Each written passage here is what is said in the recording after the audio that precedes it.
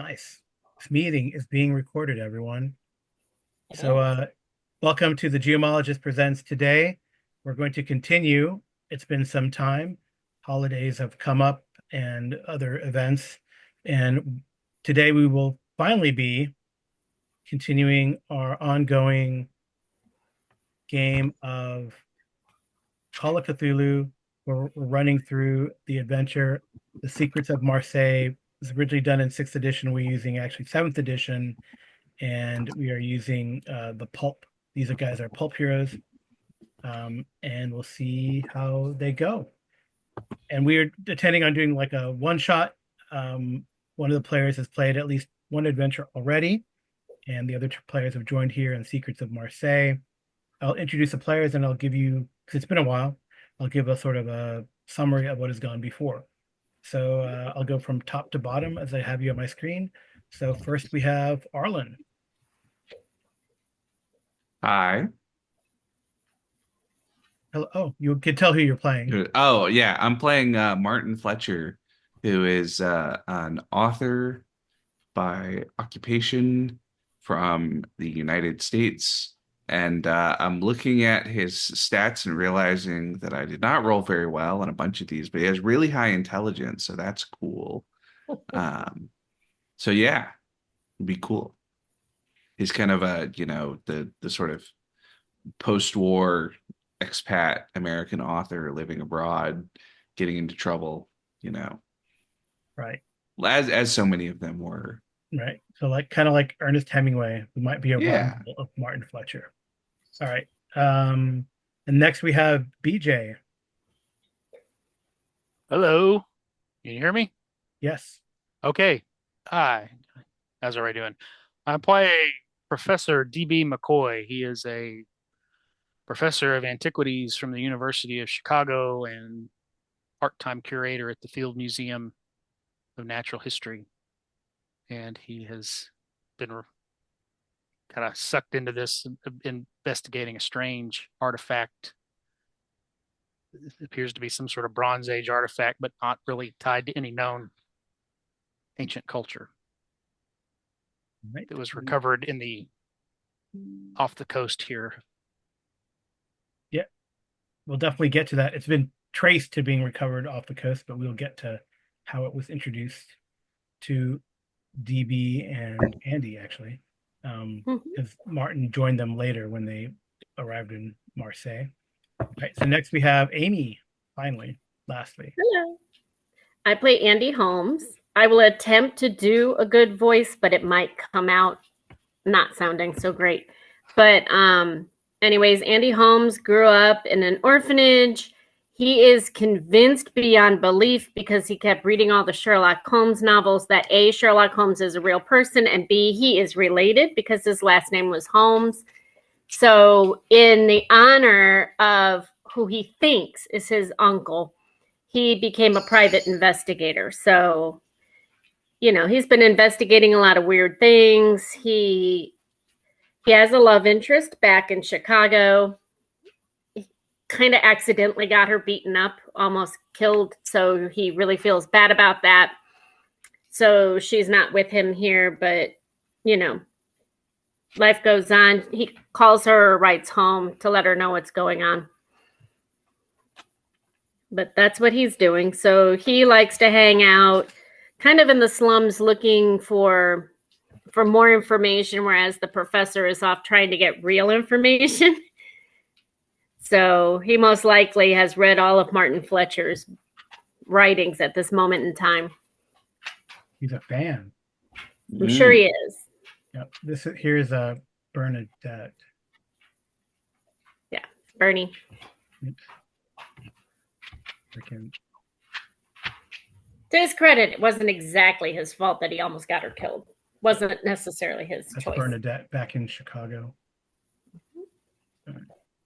And if I remember correctly, Professor McCoy has met somebody that's a little sweet on him while he's here. Right. Perhaps we'll get on. Oh yeah, that's true. Did I fail to? I'm a bad GM. I forgot to get a good picture of her.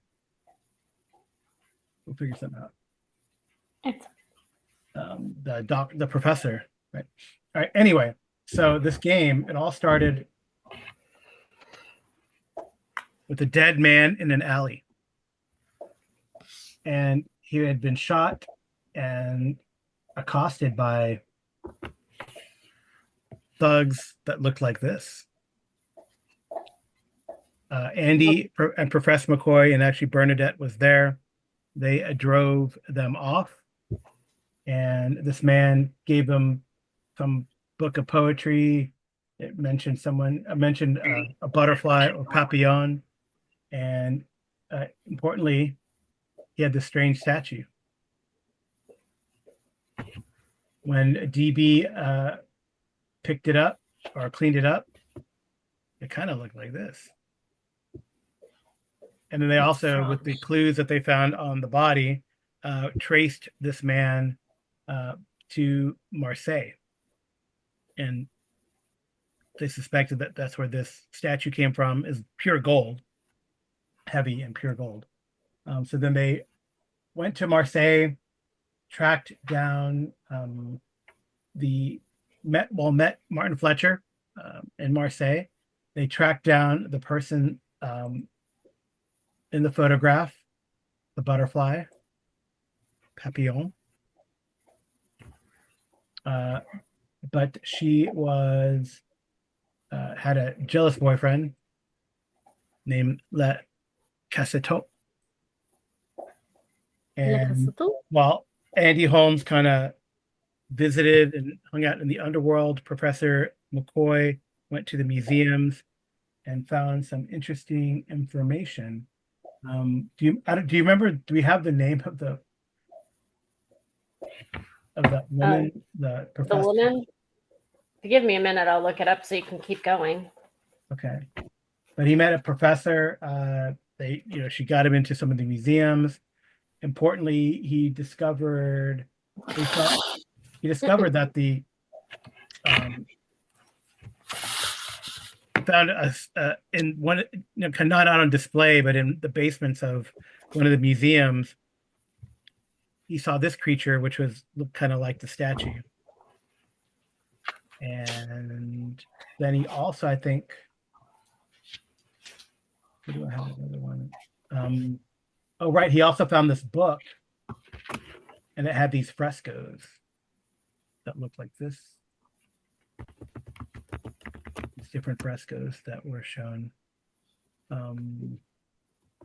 What else has gone on? I think I think when they knew that there's a lot of tension in Marseille.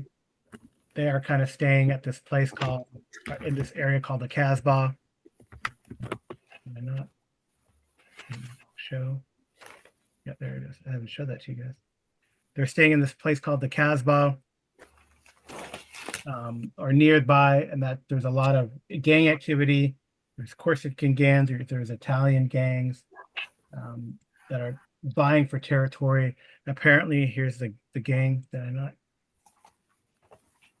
Apparently, here's the gangs have different territories: the Catalans, the Corsicans, the Italians, and apparently the Corsicans, with the large influx of money, have been pushing for power in Marseille. And I think they traced, based on information that Papillon gave them, they had traced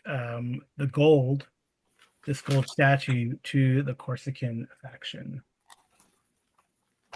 And just here's a cool picture of Marseille, which of course I need to show you players. It's Marseille. And in my picture here, you can see the church or whatever, this tower in the distance that's on that postcard. Is there anything that I missed? No, but I put that girl's name in the chat. Isabella. Oh, Isabella. Okay. Clement. Isabella Clement, Dr. Isabella Clement, who is also is she an archaeologist or an anthropologist? I can't remember. She works at the museum. Thought she was an anthropologist. Right. So We also, I think last time because we knew the Corsicans had this influx of gold, we had gone and talked to a different. Yes, you had met Don Franco. Was he Italian? Yes, the Italians. Is Yeah, he it's the because one? I guess he was just thinking, yeah, we're from Chicago, It's Well, he's the one that was None of friends you are with, Sicilian, alas. right? But isn't he the one that was friends with Lucille Moran? Yes, he was friends with Lucille Moran and Lucille and Or both his Moran. husband. Right. I knew them. Knew them, yeah. So. And we met him at the bar, Mm-hmm. the Latte bar. Yeah, and you guys are staying at the other cool thing. You guys are staying at the Grand Hotel Marseille. Mm-hmm. And I think you had met Martin there at a cafe, see another American hanging out. But right. So how did I miss anything about Martin? How he got involved in the investigation? Or did you just make the character and hadn't really joined them? Or maybe I think I just made the character. I think I wasn't able to play the first session after I made him. Oh, okay. So yeah, I have not played Martin Fletcher at all yet, but I figure, yeah, we met up at like a cafe. Martin will tell him, he's writing a book. It's about bullfighting, but really it's about death. All the classic stuff. Yeah. And I would think that since Andy Holmes went out and was getting as many books as he possibly could that had to deal with the occult, that potentially he came across one of your books, Martin, so he would probably recognize you and enjoy your reading or your writing and, be pretty intrigued to ask you questions. Cool. I think that would be where he's at. Did I miss anything else, BJ? I don't know how great. I don't think so. It sounds like everything. All right, so you guys are here hanging out with Martin here on the cafe on the streets of Marseille, somewhere in the Casbah. Let's see. Yeah. Oh, Carl, I know something you forgot. What? Both BJ and I were being followed. Oh, yes. And we beat the two guys up and found out they both work for Papillon's former boyfriend. Oh, La Catisto, yeah. But we were more than happy to take the revolvers and the knives that they had, and we just kind of bound them up and let them go. Okay. Oh, cool. All right. I don't think you named them. I don't remember you naming them. No. I know they had also mentioned something I did. They mentioned, or you had learned from Papillon or these guys who you interrogated before you let him go, that La Catisto was like more of a lieutenant. Still a made man, but like a lieutenant. And the real guy in charge of the Corsican gang was enigmatic figure named La Donnière. Yes, I have that written down. Okay. La Donnière, and he went to look. La Donnière was also looking for old books and charms. Okay.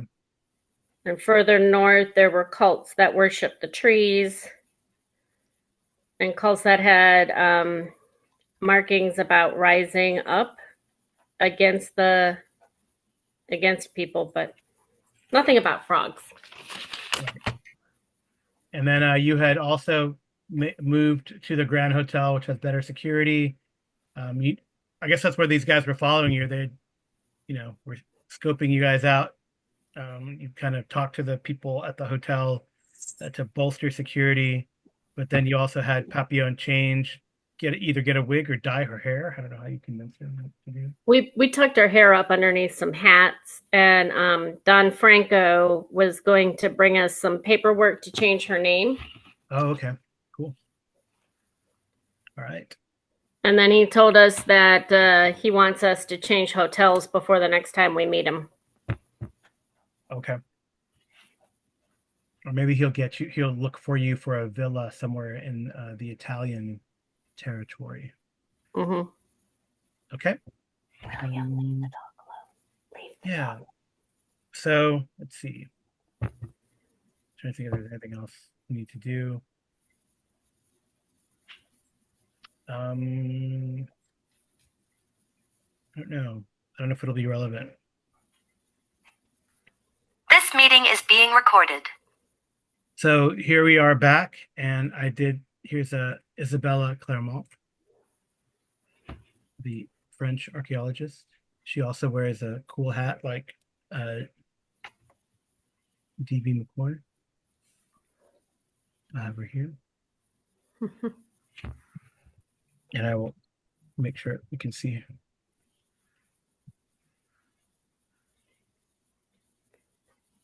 Clement, not Claremont, Clement. Come on. Clement, like Monette. What are you doing?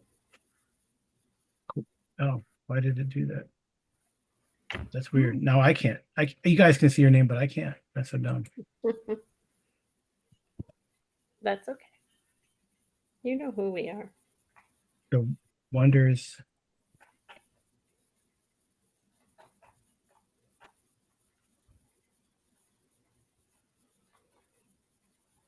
Just tell me that I'm misspelling Clement. There we go. And of course, I misspelled Isabella. I'm on top of it today. Your keeper is. That's okay. I don't know what the average age of our viewers are, but you guys ever watch Phineas and Ferb, the Disney Channel? I've seen all of Phineas and Ferb. I love Phineas and Ferb. One of the characters' name on there is Isabella. She's like a scout, you know. She has a crush on on Ferb, no, on Phineas. So she's always walks up, "What you doing? Nothing. What you doing?" All right. Well, I guess we should start with the roll. If you give me a sapient platypus sidekick, I'd be eternally grateful. D.B. McCoy. With a platypus? I guess anything. I feel like that'd be a different game. That's Here's the platypus. All right. Yeah. So if you guys could. Cthulhuinator. What's that? This is a joke from the show. Spurs. This is my elder god summonerinator. Yep. There's one of the characters, a villainous but inept mad scientist who always makes devices that he calls a something inator. And villainous is really kind of overselling it. He's has kind of big ambitions for his mad science, but never really succeeds. But he calls his things inators, is the joke. Yeah. That's funny. I know we're on a tangent, but it is literally the exact same plot over and over and over. Like it gets predictable, but that's the humor. It's like, how many variations of this exact same plot can they create? Yeah. Apparently a lot. You guys would like it if you haven't watched it. Yes, I feel like you guys are here at the cafe in Marseille. You see the tower in the background, like I described. I think it's like a government. I don't think it's a church. It's actually like a government building. I'm sure if we have a French viewer, they'll tell us what that building is called, because I don't remember. Or Arlen will look it up on the Googles because he's a Google expert. So anyway, I think we should all start with the roll to get things going. Make a spot hidden, please. That, or are we rolling for luck? Oh, I guess we could roll for luck, shouldn't we, first? Just asking. Oh, well, now I searched tower in Marseille, and now it's showing me a skyscraper that's from finished in 2018. So I don't think that's the one. That's not it. Ooh, so Andy gets luck. So if we fail, our luck goes up, right? Yeah, there's like a chart here. Hopefully, this is the only time I'm going to fail. I highly doubt it, but hopefully. And your luck goes up by Regaining D10. luck. If you at the beginning of session you roll the D100. If it's higher than the character's luck, you add 2d10 plus 10. If it is lower, it's 1d10 plus 5. 2d10 You guys plus all- 10? Oh, how weird. Okay, wait. It says luck recovery. You failed, BJ. You hit luck recovery, not luck. Okay, that's funny. So BJ, you get 1d10 plus 5. The other guys get, because they failed their luck. Like you rolled luck recovery. Oh yeah, it rolled it okay. automatically for BJ. So Oh, and it recovered. you rolled a how many- 1 it- on your it- D10 it tell- apparently. yeah, it tells me how many I It recovered. tells you how many you recovered. Yeah. So. Okay. Oh well. So 2d10 plus 10? Still, that puts me at 91 luck. Hmm. That's Yeah, not bad wow. at all. That's crazy. You guys should be using your luck. I mean, FYI. Yeah. Just I to kind tried. of Luck cannot incentivizes you be luck cannot exceed 99. Just FYI. Okay. All right. So let's roll that spot hidden. Everybody. Yes. Spot hidden. I'm getting down to it. Getting there. Don't I'm apparently too focused on the pretty blonde woman to notice Yes. anything. Possibly. Don't forget to check it if you make it, though. Which I did not. But yeah, look at you over there, Martin. Yeah. Does anyone want to spend luck to make it? I would literally have to spend so much luck. You'd have to Well, spend 12. 11. Yeah, 11 luck, but yeah. I'll spend it. Why not? Andy only lives once, right? Okay. So you spend that 11 luck. All right. So Martin and Andy, you guys see, I don't know, maybe they didn't appreciate Professor McCoy and DB beating up some of their guys. But you see some guys kind of moving up from across the street. You got guns. You know, it happens. And they look like they got let me make sure.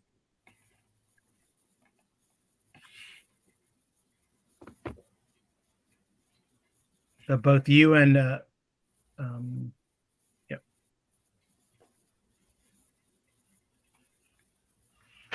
I You're think at a I'd like cafe, and then these guys come out. Okay. and to shoot twice, I just take a negative on both, right? I believe it is a negative penalty dice on the second shot. The second one. Okay. Okay. I don't know what this is looking like. It's probably accurate. Yes, I need. All right, so we will. I think. Yep. Does anyone have a greater than a 90 dex or 90 or greater dex? I don't think so. So I guess as you described, Professor McCoy, you and Isabella are deep in conversation about things perhaps that Andy and Martin maybe from a book point of view to steal that plot, but Andy, they're talking. What are you guys talking about, Professor McCoy? Probably. What would we be talking about?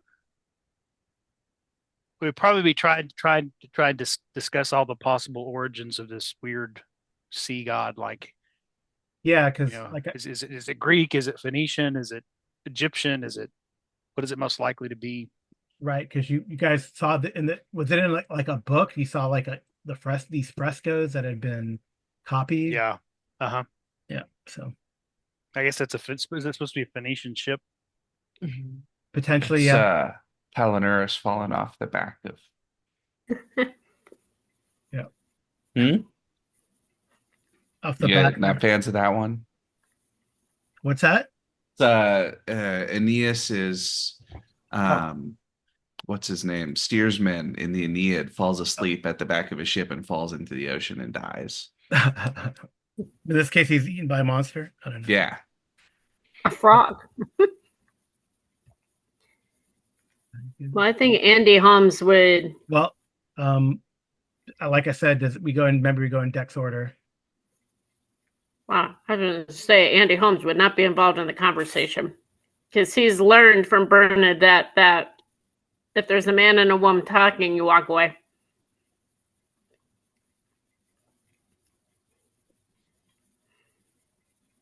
These all have different colors, so I can keep track in my head of who's 1, 2, 3, 4, 5. Okay. Does anyone have so in Call of Cthulhu, we don't roll initiative, it goes in order of Dex. So they have guns drawn already. So they get a plus 50, even that. So I guess someone would need like a 140 to beat the first guy at least. What do you mean? I have a Dex of 55, 150 and what? No. Okay. So does anyone beat a 140 in dexterity? No. No. Okay. All right. Well, I guess Professor McCoy and Isabella are surprised, but Martin and Andy can act this round. All right. So this guy moves forward to the middle of the street and takes a shot. At who? I'm rolling randomly. Oh. I guess at Martin. That's not very nice. Oop. You can I don't think you can really dodge these, but you can dive for cover. I will make sure about that.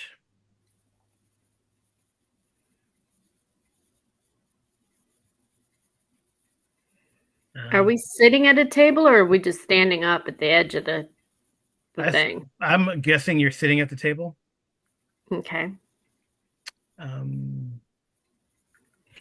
pardon me. Sorry. What's that? I sneezed, so probably should mute myself until it's time to talk, huh?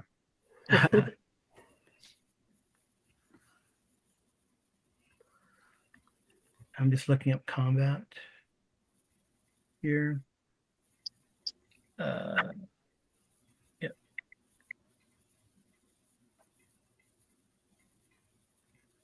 All right, fist fights.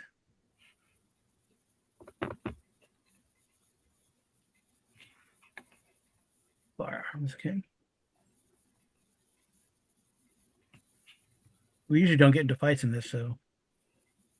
Not this early. Yes, you can firearm attack modifiers. You can dive for cover. A target is aware of being fired upon may react by diving for cover. This means jumping behind a physical barrier, throwing oneself to the floor, or ducking at diving at speed. It requires a dodge roll. If this is successful, then I get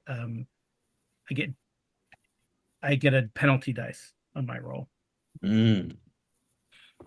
All right. Cool. Well, I guess I should dodge then, huh? Yeah. All right. I will try to dodge. Let's see. Yes. Hard success. That's good. Whoop, whoop.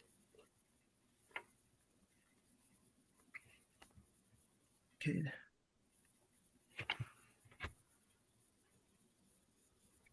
Okay. You do forfeit your attack. I don't know if that matters now, but you can. I mean, you could still draw like your weapon if you have one.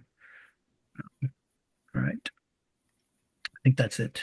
All right. So you dive for cover as he shoots at you or in your direction.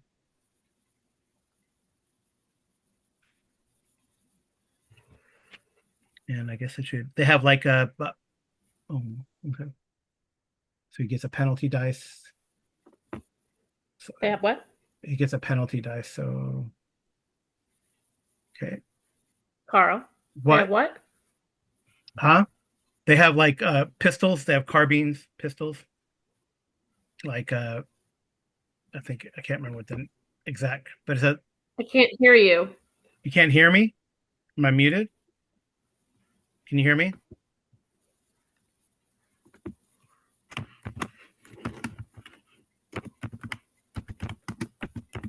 weird. And This meeting is being recorded. all right, is the audio better? Can people hear me? Yes. Okay. Yeah. So it is Martin. The guy shoots, and you make a miss because 80 misses. So he gets a penalty dice. Okay. The next. That guy was pretty fast. I guess another guy comes down. I don't think anyone. 17 down. Is that it? Oh, what I should ask people's decks. My dex is 55. All right, Martin, what's your dex? My dex is 40. Oh wow, Professor McCoy. 80. 80. Okay, so is that right? All right, so one guy goes before you go. I guess there's really no surprise. Maybe I don't know. Well, you see Martin dive for cover, and plates go flying, coffee goes spilling. So I guess you probably could act. You hear gunshots. All right, so this guy moves across the street and also shoots.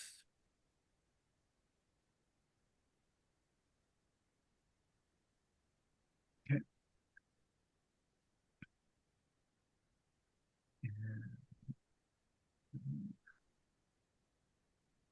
Guess he's shooting at. Are you, Professor McCoy? Are you 2 or 3? I'm going in distance from him. I'm. So with Martin being 1, and then I think I'd be 2. Yep. Okay. So it's Isabella. I guess she will attempt to dive for cover. Oh, she can't because she's not really aware of it. Okay. I guess that's a problem. Well, I guess she would be now, right? Okay. That's fine. All right. She does dive for cover. She's good. Okay. All right. I think that is a miss too.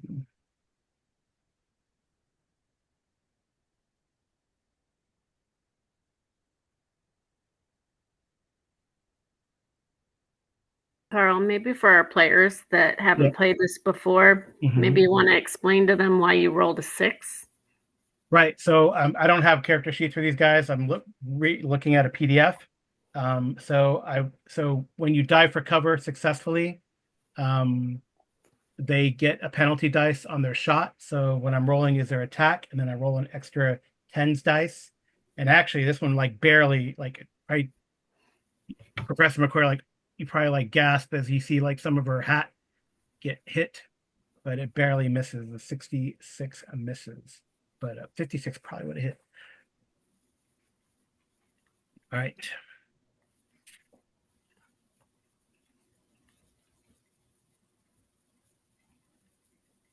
Yeah, they're using 38 revolvers, basically. Okay. All right. Next is all right. So, Professor McCoy, you can go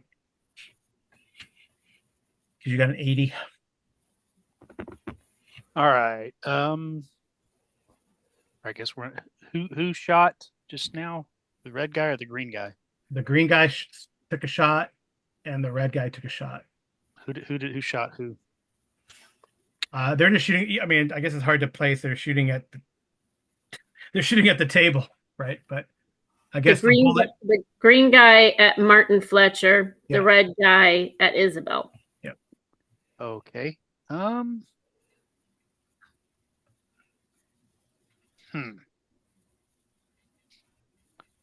trying to think what the I guess if I just ran out and charged him and wrestled with him, but there's still people who could shoot us, right? Because there's more than 2 of them. Yeah, well, I mean, they might be less inclined to shoot if you're in melee. They get a penalty die also if they're trying to shoot in melee. Then I am charging. I'm just going to charge at this guy with the red and just. Yeah, he's 20 feet away. This guy's 30 feet away. Yeah, I'm just going to leap out and try to pummel that guy. So is that a brawl? Yeah. You're bigger than him. Oh, token wise. Fine. Whack. Oh, Whack. nice. I guess he can attempt to dodge that. Are you grappling? You're just tackling him, or you're grappling? What's half a 65? Huh? What's half a 65? 32 I'm going to spend 7 luck to and get a just hard success. wallop him. Yeah. And what you're pummeling him, or you're tackling him. I'm just trying to figure that out. I guess both, but I guess the first thing would be Okay. just tackle him and then Tackle try him to to the punch ground. him. All right. In which case, then I won't. He fails to dodge, I believe. Oh no, he got some. Yeah. That guy there. Why is that so?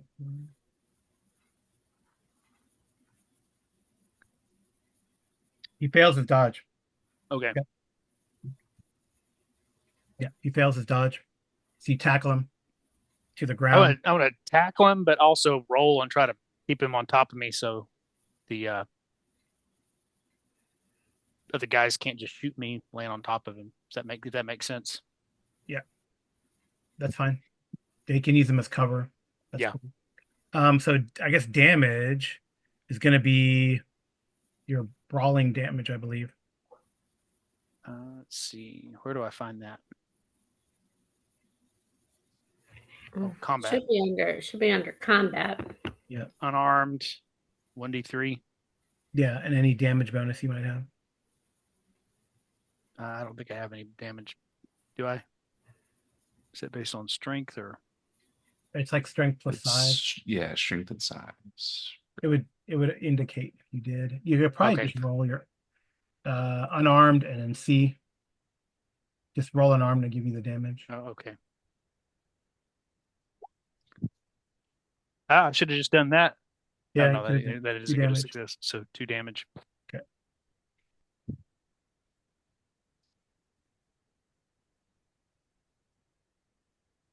All right. And you tackle him. He's knocked to the ground. I want to see if there's any other consequences. 'Cause you got a hard success, so that might.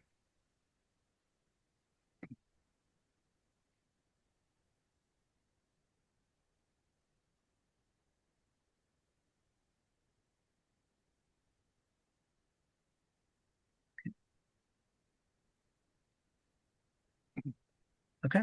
Yep. That's cool. Let me see fighting maneuvers. Something here on fighting maneuvers.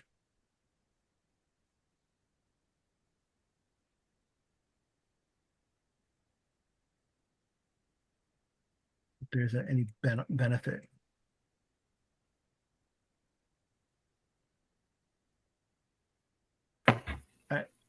Yeah, say you tackle him to the ground. I'm gonna roll to see if he does not lose his weapon though. Still has his gun. Okay. That was 80, right? You said? Mm-hmm. Right. So then these guys go. So they have a higher dex than 55. Yeah, they do. Okay. So yeah. I guess these guys aren't as bold. They're gonna take shots at these guys. 2 of these guys here are gonna take shots. They're shooting at. Well, I guess that's Isabelle Clement again. Well, I think she dodged out of the way, so she'd be on. I'm assuming she'd be under the table, and Yeah, I'm thinking that's true. Her and Martin will get armor for cover for the cover too. Okay. Yeah. But they're And both. Andy would definitely not be sitting at the table like, "Hey, shoot me." Not for sure not. Oh, shoot. Oh, that's a 0, 0, 8 and a 28. So 28 is a hard success.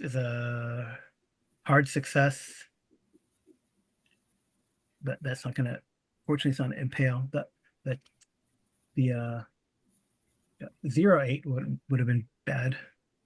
Against who? Me? No, against Isabella. Under the table? She Yeah. has cover. Yeah. So she she still gets hit and she takes some damage.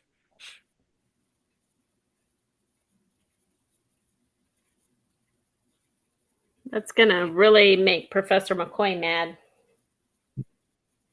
So, and then Martin. Wow. He misses. 82 is a miss. Okay. I think I think you go 55 goes before the last guy, the purple guy. So that was these two guys here. Took a shot. The purple guy hasn't gone yet. Well, here's the thing. Mm-hmm. My gun has 3 attacks. Yeah. So do I have to use all 3 attacks on one, or can I take a penalty and do 2 on 1 and 1 on 1? Yeah. Yeah, to what? Yes, you can split the attacks. It's fine. And I The take a first penalty. attack is normal. The second one is at a penalty dice. The third one's at 2 penalty dices. Okay. Unless you can mitigate that by getting into like point blank. Well, it says 15 is my range with my gun. So where do I have to be for it to be 15? You got to move up like 2 Well, squares. it's 15 yards also. Oh, 15 yards. Yeah. So you're. That's why I was checking range for myself. So I need to move to here, right? Yeah, you can also aim. So there's ways to mitigate. Well, you said I have to be in point blank range. Oh, who you shooting? Who you gonna try to target? Well, I was gonna shoot this guy,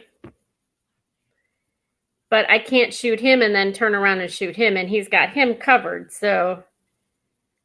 Oh, you can shoot at this guy. This guy is 35 feet, so he's definitely within. If you stay where you're at, he's definitely. You can crouch down and use the table as cover. You don't have to walk in the middle of the street. Okay. He's like Arlen said, it's 15 yards, so that's, for sure he's within range. So can I use aim? You can aim, and that gives you a bonus dice, but then you don't move. You can't move. Well, I won't move if I can shoot at him. Yeah. But do I get my 3 attacks then? Yes, you can aim. Let me see. Careful aim. Let me see what the rule says.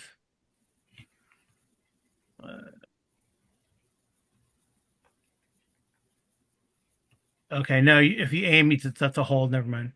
That's a whole. You take a whole round to aim. Point blank. If you're with point blank for you would be if you're within 10 yard or 10 feet. Okay. Point blank. Yeah, So if you're within 10 feet, you get a bonus dice. So to here? I don't think that's 10 feet on that guy. Well, that's 20 feet. I mean, you got to get out in the street if you wanted to do that. There then. Yeah. And then you'll get a bonus dice on the first attack. The second attack will be no penalty, no bonus. And the third attack, if you shoot again, will be with a 2 penalty dice. I'm just reminding you. Yeah. I have a talent for tough guy. Yeah. So if he hits me, I can spend 10 luck points and I shrug off all but 5 points of damage taken in a round. Nice. And I'm also resourceful. So if I spend those 10 luck points to shrug off that, then I can do something else. But I can't think of anything else except taking the chair with me. Like I'd walk out there and take the chair with me. Okay, that's cool. And then shoot him. Yeah, that's fine. I'm just going to be that resourceful that I'm just going to, because I know I do better if I put my hand up on a chair and I steady it. Yeah, it gives you like at least 1 armor. Yeah. Okay. Okay. So, and then the first attack is with the bonus dice. I think you can click on there's a way you can do that on the character sheet. Right. Just click bonus. Yes. Okay. And submit. All right. Number of dice. Am I doing all 3 at once? Because I have a rate of fire of 3. I just do one at a time because you wanted to switch targets just in case. Yeah, where did that thing go? Okay, here we go. So number of dice is 1, right? I think. Yeah. Bonus dice. Yes, 1 bonus dice. Okay. Oh no. What? Oh, hit bonus. Hit bonus though. I think I did this wrong. Yeah. Hit bonus on there. Oh, so now it's an. Wait. I don't know what that means. I think I think I did this wrong Okay. because I clicked on here. It says bonus or penalty. I clicked bonus. I clicked submit. It said number of dice for the bonus, and I just clicked submit. So I don't think I actually told it how many bonus dice I'm supposed to do. So is that 1? Yes, 1 bonus dice. I don't know how this actually works in that. There you go. Okay. Works better when I tell it how many dice. Okay. Oh yeah, it did do it.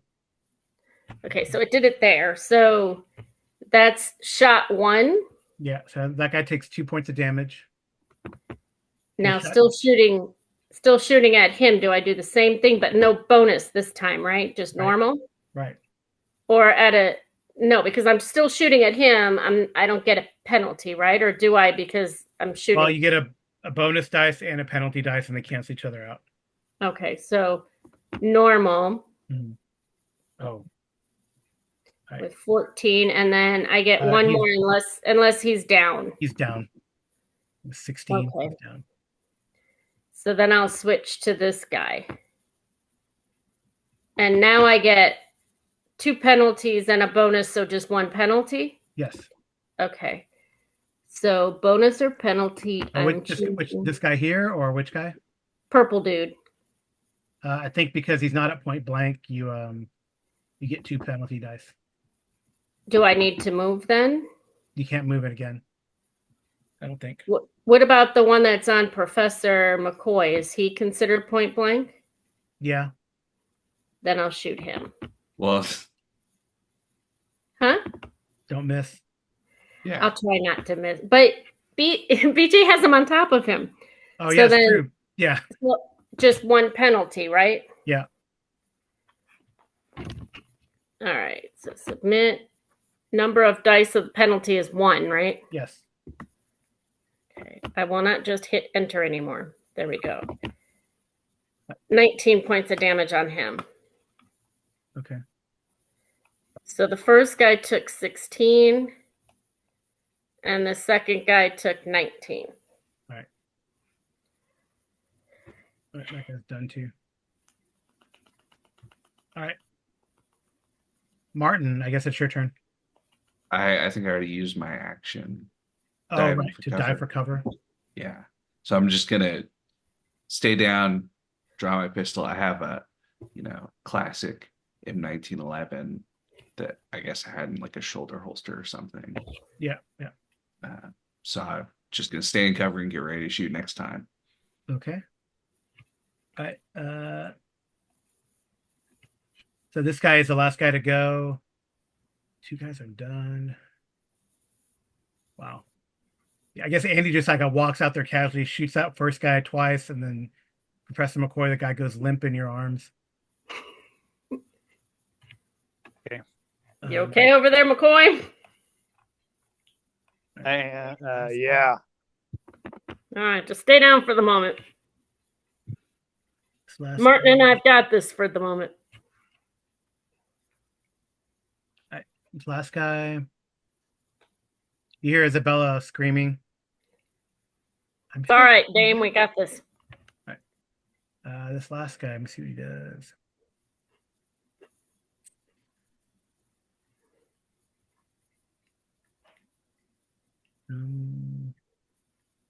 That's dumb. What's dumb? They don't. He's okay. not running? No. They don't give me a stat. That's fine. Okay. This last guy's gonna take off. Which one? Blue, Purple. yellow, purple? Mm-hmm. He's leaving? Yeah, he starts running.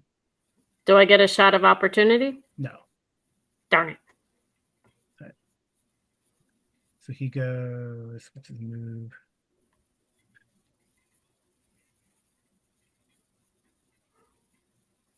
All right. So he runs about, he starts running. So, I mean, one would have to chase him. Let me see if I can put some sort of token to let you guys know he's like running. I'll just do this. It's like, I'm out of here. He's running. All right.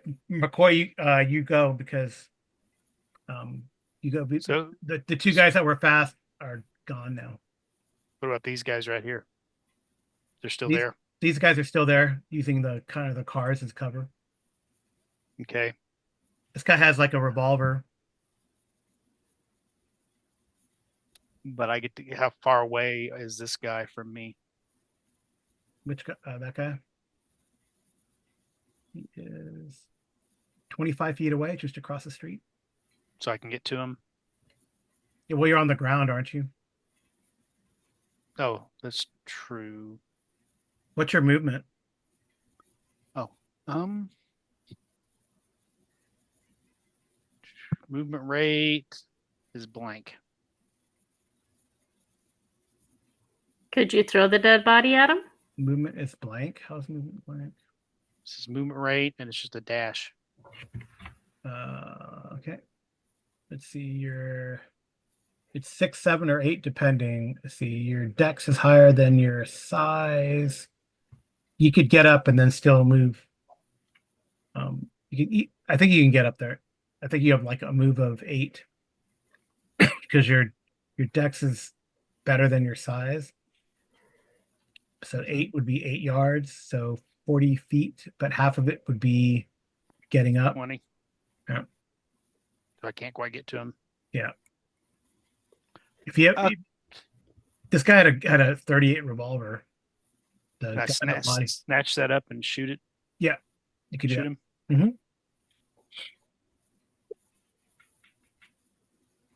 How many times can you shoot? Would you like to use luck to make that a success? Is this 1 attack or 3 attacks? You can use 1 or 3. But the second one's 1 penalty dice, and the third one is 2 penalty dice. That's basically what Andy has. Mm-hmm. Okay. But I have 1 too. I'm just using his because Why waste the bullets? Yeah, it's the same. That's up to you. You can use 9 luck or shoot again. I'll go ahead and shoot again. Okay.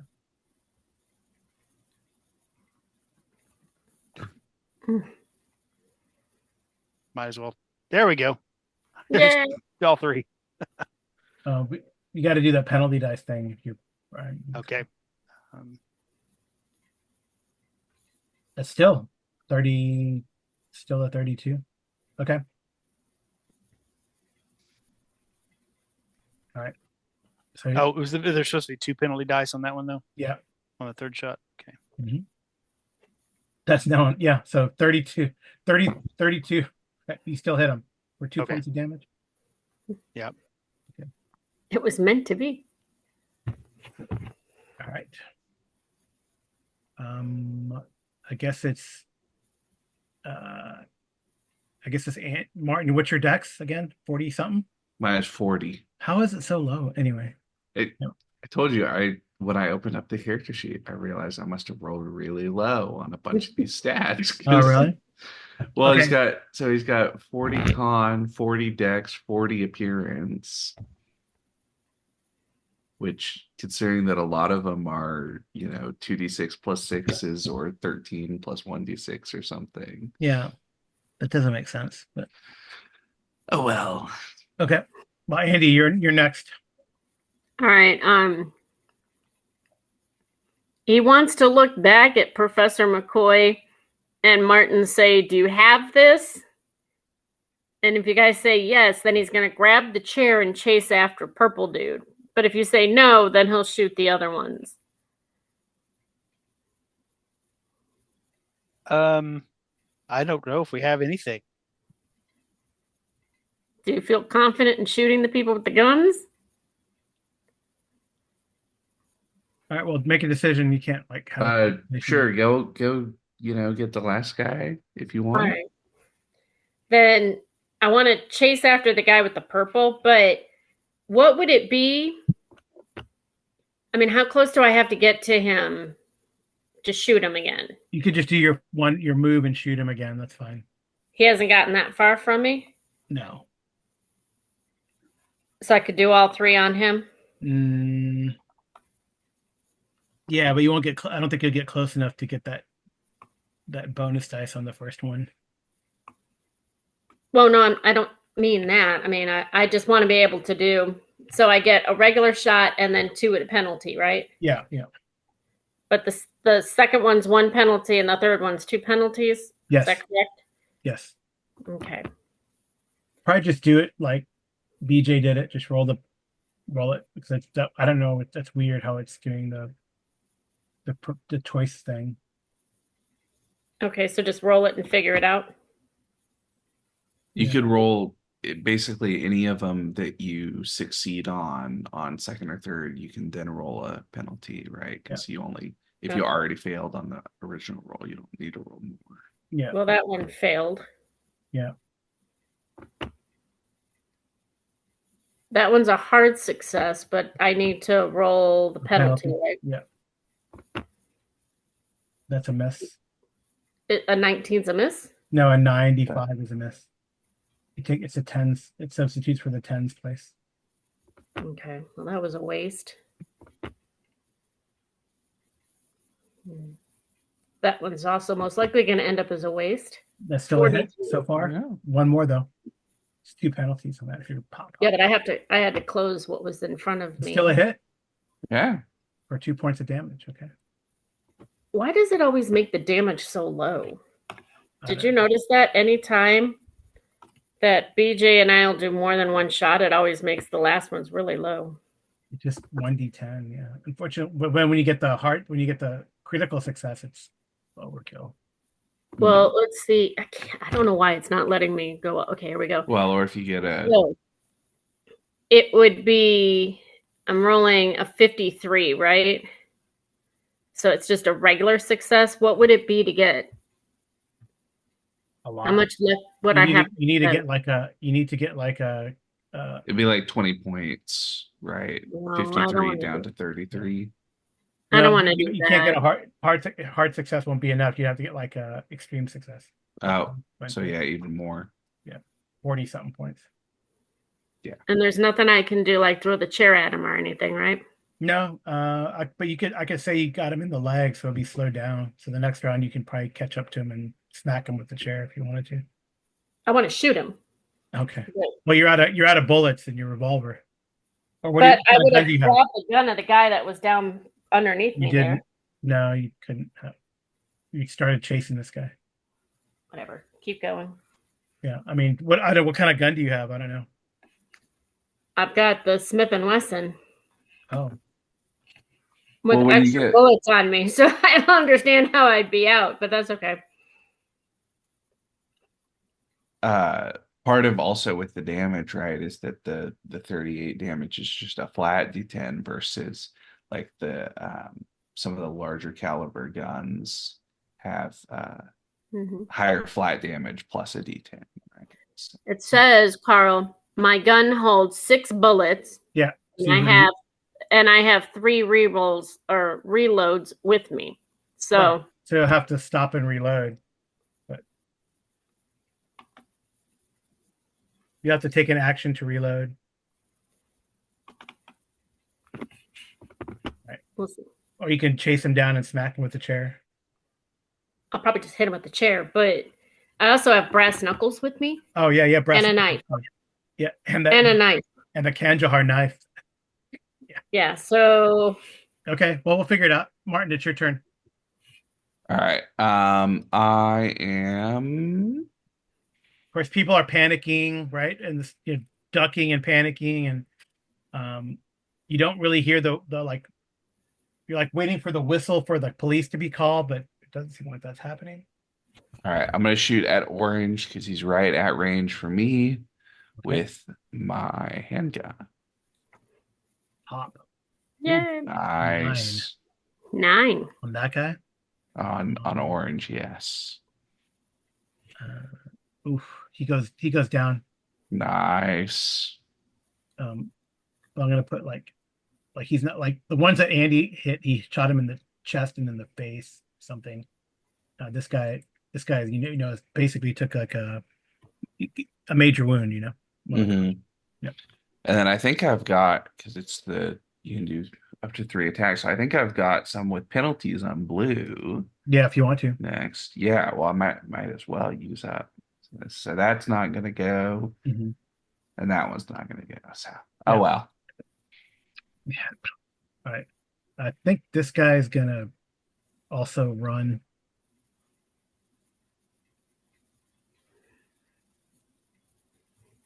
He's probably lucky that he just got winged. Yep. He's gonna run this way though. Up the street. He doesn't want to run the same way as the crazy guy with the gun in the chair is running. No. All right. He runs up the street. Okay. I guess Professor McCoy. I'll shoot this other guy again. The guy that's running. No, the guy I already shot. Yeah, but he's Yeah. running now. Blue. Oh, well, I'll shoot him still. Yeah, it's still.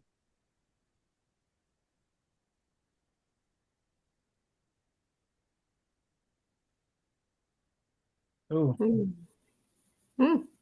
that's a you need to roll the penalty dice. So, oh, nice. That's a hit. 7 points. 7 points. Yep. All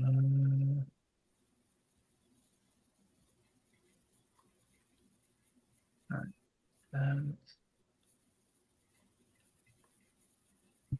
Are we in?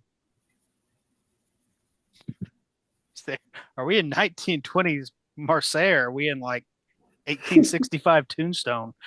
1920s Marseille. It's pretty dangerous. I mean, there's 3 gangs that are all right. So this guy, I gotta roll it's not like automatic unconscious, but it's more than half. So I gotta roll for his con. Oh, he didn't drop. I'm shooting him again. Well, he might drop. Never mind, I missed. And He does not drop. He does not drop. I just emptied that guy's gun that I snatched off of him. I'll just put it in my pocket. Yeah. Do you? Yeah, I guess you And do. then I run over to check on Isabella. Okay. Or you get up and run. I guess you can get up. Yeah. Yeah, that's no problem. All right. Okay. Andy. Well, I want to catch up and stab him. Okay. Hopefully in the back. All right. But is he going to dodge? Because I shot him in the leg. Do I need to hit him with the chair first and then stab him? Or can I just stab him? Or you could throw the chair in front. It might be more interesting to throw the chair in front of him to try to trip him up and then stab him. I'll let you try to do that. That's fun and pulpy. So what do I have to do to throw the chair? Just throw it. I mean, I'll just roll for him to try to avoid it. Okay. So I don't have to go to skills and do throwing or anything? No. You're just like throwing it as an obstacle in front of him. Yes. All right. It doesn't trip him up, but it definitely slows him down. So you can stab him. Okay. Do I have a penalty? Nope. Or it's just normal because I'm like right on him, right? Or yeah. Okay. What? That doesn't make What? sense. How do you have a malfunction with a knife? That's not. It's a O2. It's a extreme success. I don't understand why it's saying malfunction. I don't know. But extreme damage is 15. I don't know. It's like it did it correctly down here, but I don't know why it called it a malfunction. I don't know. There's something weird. Something Something strange. odd is checked. But it's an O2 basically, so that's an extreme success. All right, he's done. Yeah. He'll take his gun and then he'll wander back and grab the other gun. And then he'll ask Martin and Professor McCoy, where's the last one? All right, well, it's Martin's turn. So I mean you ran like halfway down the street to catch this guy and stab him. So I'm gonna Go ahead, I'm gonna stand up and sort of start walking towards Orange, covering, because I want to see if he's potentially still alive and I can perform first aid on him. But I also know that sometimes people who go down when they're shot pop back up with guns, and don't really want to have that happen to me. Okay. Yeah, he's unconscious. Okay, well then I'll start, since the professor is helping out Isabella, I'm gonna try to do first aid to keep him alive so we can interrogate him. Yeah. All right, so McCoy, if you want to do first aid on Isabella, you do that. Yeah. And Andy, kind of do you drag his body back, or do you just wipe the blade, take his gun, and go? Wipe the blade, take his gun, and I'm going to take off running after the blue guy. Okay. Because he's not dead yet. I'm not very good at first aid. Oh, okay. All right. Let me see. Chases. What's your movement? Me? Yep. Don't know. Hang on. I have to get back to that tab. Skills. Movement. Where is my movement? It should be a 7, 8, or 9 movement rate. Yeah, but where on the sheet is it? Yeah. It should say under your combat tab. Oh, combat. Okay. So I shouldn't have gotten off that tab. 8. 8. Okay, your movement is 8. This guy's injured too. He's pretty messed up. All right. Because you did. Let me see how much you did. You did. And since I took the gun off the other guy that I stabbed, how many bullets does he have left, and what does he have? He's got also a revolver. He's got 6 bullets. He never got shot. Okay. Now I want to run as fast as I can, and once I'm in range, I'm shooting that guy. Okay, let's see.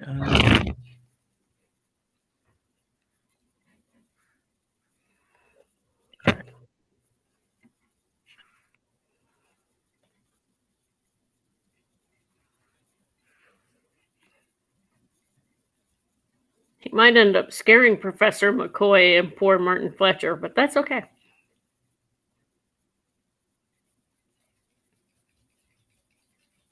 Now would be a good time for the whistle, but that's a different game. Right. Okay. So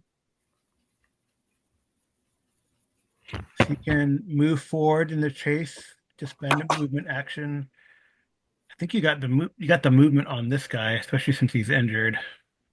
Can I double move it all? No, it's like a chase thing. So let's see. His dex is okay. So he moves, but then you're closing on him. So you could get a shot if you want to take one shot at him. At a penalty? Yeah, you'll be in. No penalty. Yeah, I guess it's a penalty because you're both like sprinting, but you're in range.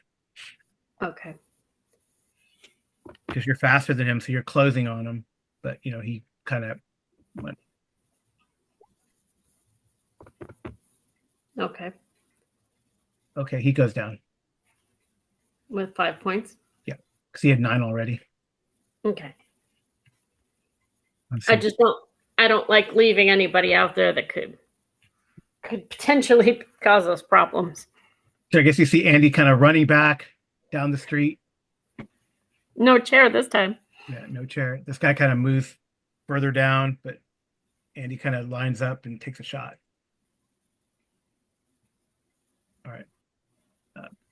So Andy killed 4 of the 5 people who attacked us. Yeah. He's a private investigator. You don't leave loose ends. Is he? It sounds like he's an assassin. All right. All right. Martin, you gonna do first day on this guy? Yeah. I'm gonna try to keep him alive if possible. Let me see. First aid. Here we go. Are you going to interrogate him afterwards? He's still Is- under. All right, can I push this one? You can push, but I guess. Oh yeah, I mean, guess. yeah, he's We gonna- also have the push mechanic. Sorry, Yeah. I forgot to remind you guys. If you probably not on combat, you can't push, but on skills, of course, you can. But Yeah. All right. I think this is that's the place to push because surely if I fail on a push, it's that he dies, right? yeah, you mess him up. Yeah. So I think this is the time to do it because it's. Oops. Well, whoops. Guess I didn't learn as much in the Great War as I thought I did. Yep. So I have a 30 in first aid. Can I try doing first aid on Isabella? Yeah, you can go and try to help her out. Or Professor McCoy, I don't know. What do you want to do? You're kind of. I mean, I tried once and failed. Like, can you try again? I don't think so. I got a hard success. Oh, nice. Okay. Yeah, so roll a D3 plus 3. D3 plus 3. Mm-hmm. Oh, I have to do that over here, right? Yeah. /roll 1 D3 plus 3. Yep. I guess everyone can check their pistol skill. Their firearms. 4 point. Oh, that's just it's just a scratch. You've got probably a shot on the arm, and you pull out your handkerchief and wrap it up. And Firearm, you said? yeah, firearms. I guess. It's a handgun. Handgun, whatever. I don't know. Yeah. Yeah, I'm just trying to remind you guys to check it. Yeah. All right. There's no reckless skill in this game for me to check off. No. That was pretty crazy. The chair is not broken, so maybe he'll leisurely go get the chair and put it back at the table. Yeah. Because,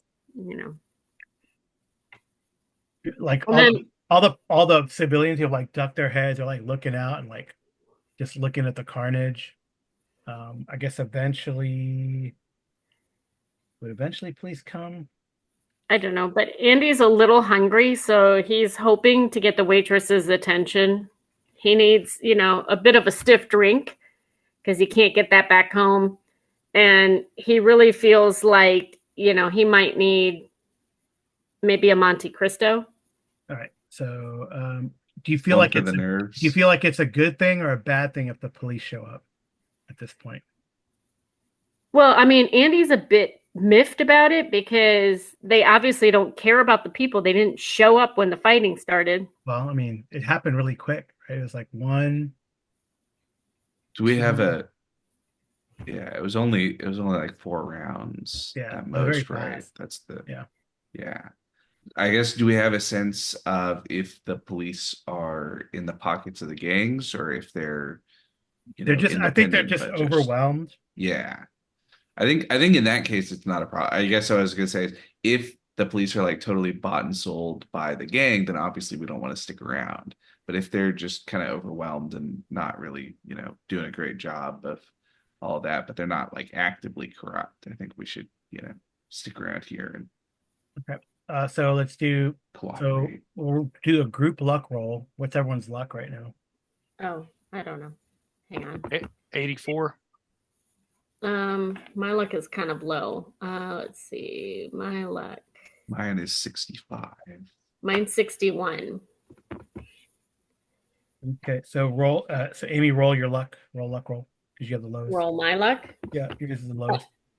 Yeah, I don't know that you want me doing that. Okay, so do the circle or I'll just roll it. Yeah. I think the circle's different, right? Yeah, the circle is the automatic recharge. Why isn't it letting me do it? Okay. All right, normal. Mhm. Submit. There we go. Oh, nice. Hard success. Well, the police are surprisingly get there quickly.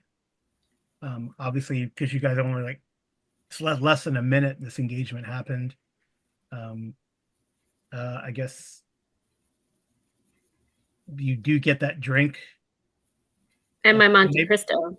and I feel like they'll probably put like a bottle of whatever you want.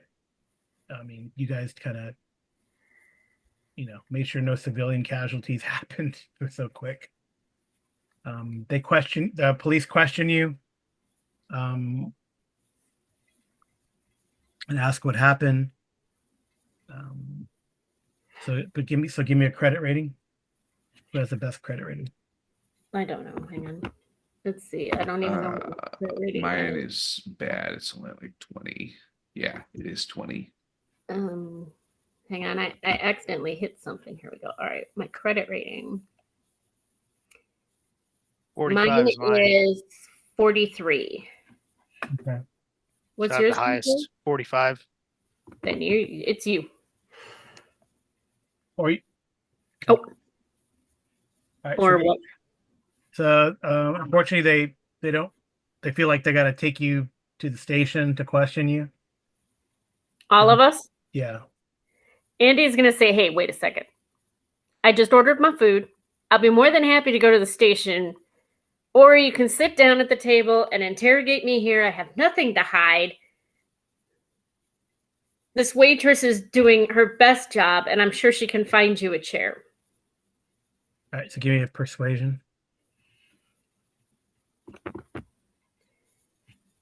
Because he ain't going nowhere. He just ordered his food.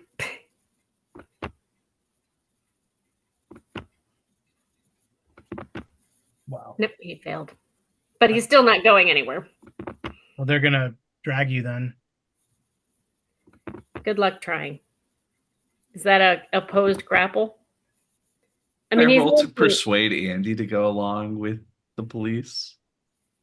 Do what? Andy, They'll let's let be you take your reasonable here. food. Look, I mean, I'm sure they just want to, make sure that everything's fine. Yeah, and it's all everything's. that. They're trying to remain cordial until It's, Andy starts arguing with them. It's definitely Yeah. it's definitely better to be on the right side of the law, right? I just ordered my food. Because we will wait for your food to get here, and then we will take you. Okay, afterwards, have a drink with me. I'm more than willing to go with you afterwards. He'll show him his PI paperwork and his badge and the registration for the gun. He'll turn over the gun that he has from the other guy and the knife. Okay. And he'll be like, let me finish my food first. You don't understand. It was lunchtime. They came out from behind the cars. They started shooting at us. He shot his girl. This has not been a very nice day for Martin's first day hanging out with us. Not giving him quite the feels of Marseille that we were hoping for. Well, all these gangs, that cause the trouble. Oh, I know. I was talking to Don Franco the other day. You Americans come here with your Tommy guns and start shooting things up, and I'm just trying to eat my lunch. That's all we're trying to do. We weren't causing any problems. I was even going to leave a tip for the waitress, even though I know that you only do that if they do a really good job, but she's doing a fabulous job. And while you're here, can we talk about some frogs? And I'm not meaning that in a bad way, but he'll show him his picture of the frog statue. Andy figures since they're sitting there anyways, might as well eat and talk to them. Tell the French police, can we talk about some frogs? Yeah, careful. Remember, we got to be careful about that word here. Okay, can we talk about the amphibian statue that I have a picture of? Have you ever seen anything like this? I will roll for the policeman.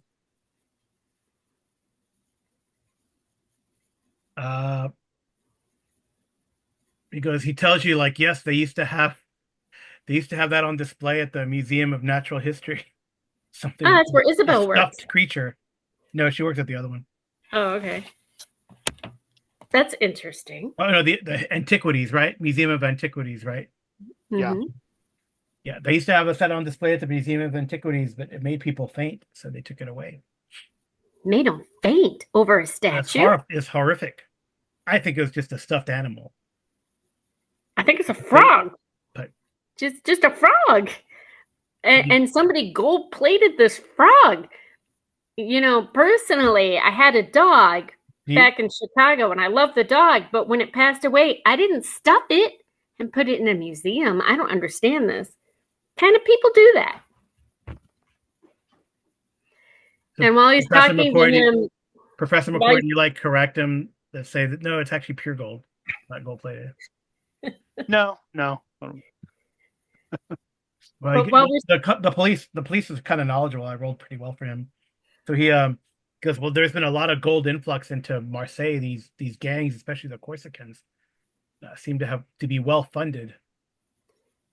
Well, it's funny you should say that, because what brings us here is there's a young man that was killed in my precinct. I guess the questioning is taking place here at the cafe, like casually. Your food comes. Yeah. I guess they bring a sandwich for the policeman too. And Andy figures they have there's a couple it's France. It's when it's time to eat, it's time to eat. Yeah. There's a couple of bottles of alcohol on the table, so Andy will just he'll pour one for everybody, and he'll ask the officer if he'd like something stronger. He'll more than happy to buy it for him. Yeah. They also had clubs and switchblades if you care, Martin. Or I know Andy took the gun from the 2 guys or 4 guys, and I don't know if you because you said I guess I'll take a switchblade. Yeah. Huh? If the police will just let me keep one of the switchblades, then I'll do that. Yeah, they don't care. They don't seem to care. Oh, well, that's nice of them. They like getting free food and alcohol. And Andy will take out, his little how they would have like little metal holders that hold the really nice cigarettes. What are they called? The cigar cigarettes? I don't remember what they're called. And he'll like a little cigar case. I know what you're talking about. Yeah, they're like little, and he'll offer one to everybody at the table. Yeah. And he'll lean over to the police officer and say, "Truly, I think we need a little something stronger." But no, they gave you like a bottle of I guess not whiskey here. It'd be either scotch or brandy. I would think cognac. Likely brandy then, yeah. Cognac or brandy, one or the other. But I mean, he's talking about with the cigarette, a little something stronger. But he'll tell the police officer, "But we're trying to behave." Mm-hmm. Martin stabbed somebody. We don't talk about that. Just testing it out. It's actually a comb. You're like, oh damn, it's a comb. No. Yeah. All right. Yeah. I mean, they cover. See, I guess they take these tablecloths and cover the bodies, and you guys have like a mini lunch gathering. And unless there's anything significant you want to learn from the policeman, he does tell about the gold influx. Well, I mean, Andy would like to take this opportunity to talk to them, kind of under the table, but at the table, and say, what does one have to do? I think there's a dame that's getting beaten up pretty bad by her boyfriend, and I'd really like to get her out of here. And right now, the only thing I can think to do is ask, Don Franco to keep her safe. But do you have safe houses or anything like that here? And he'll give him the name. If they're involved with the gang, you're always with the gang.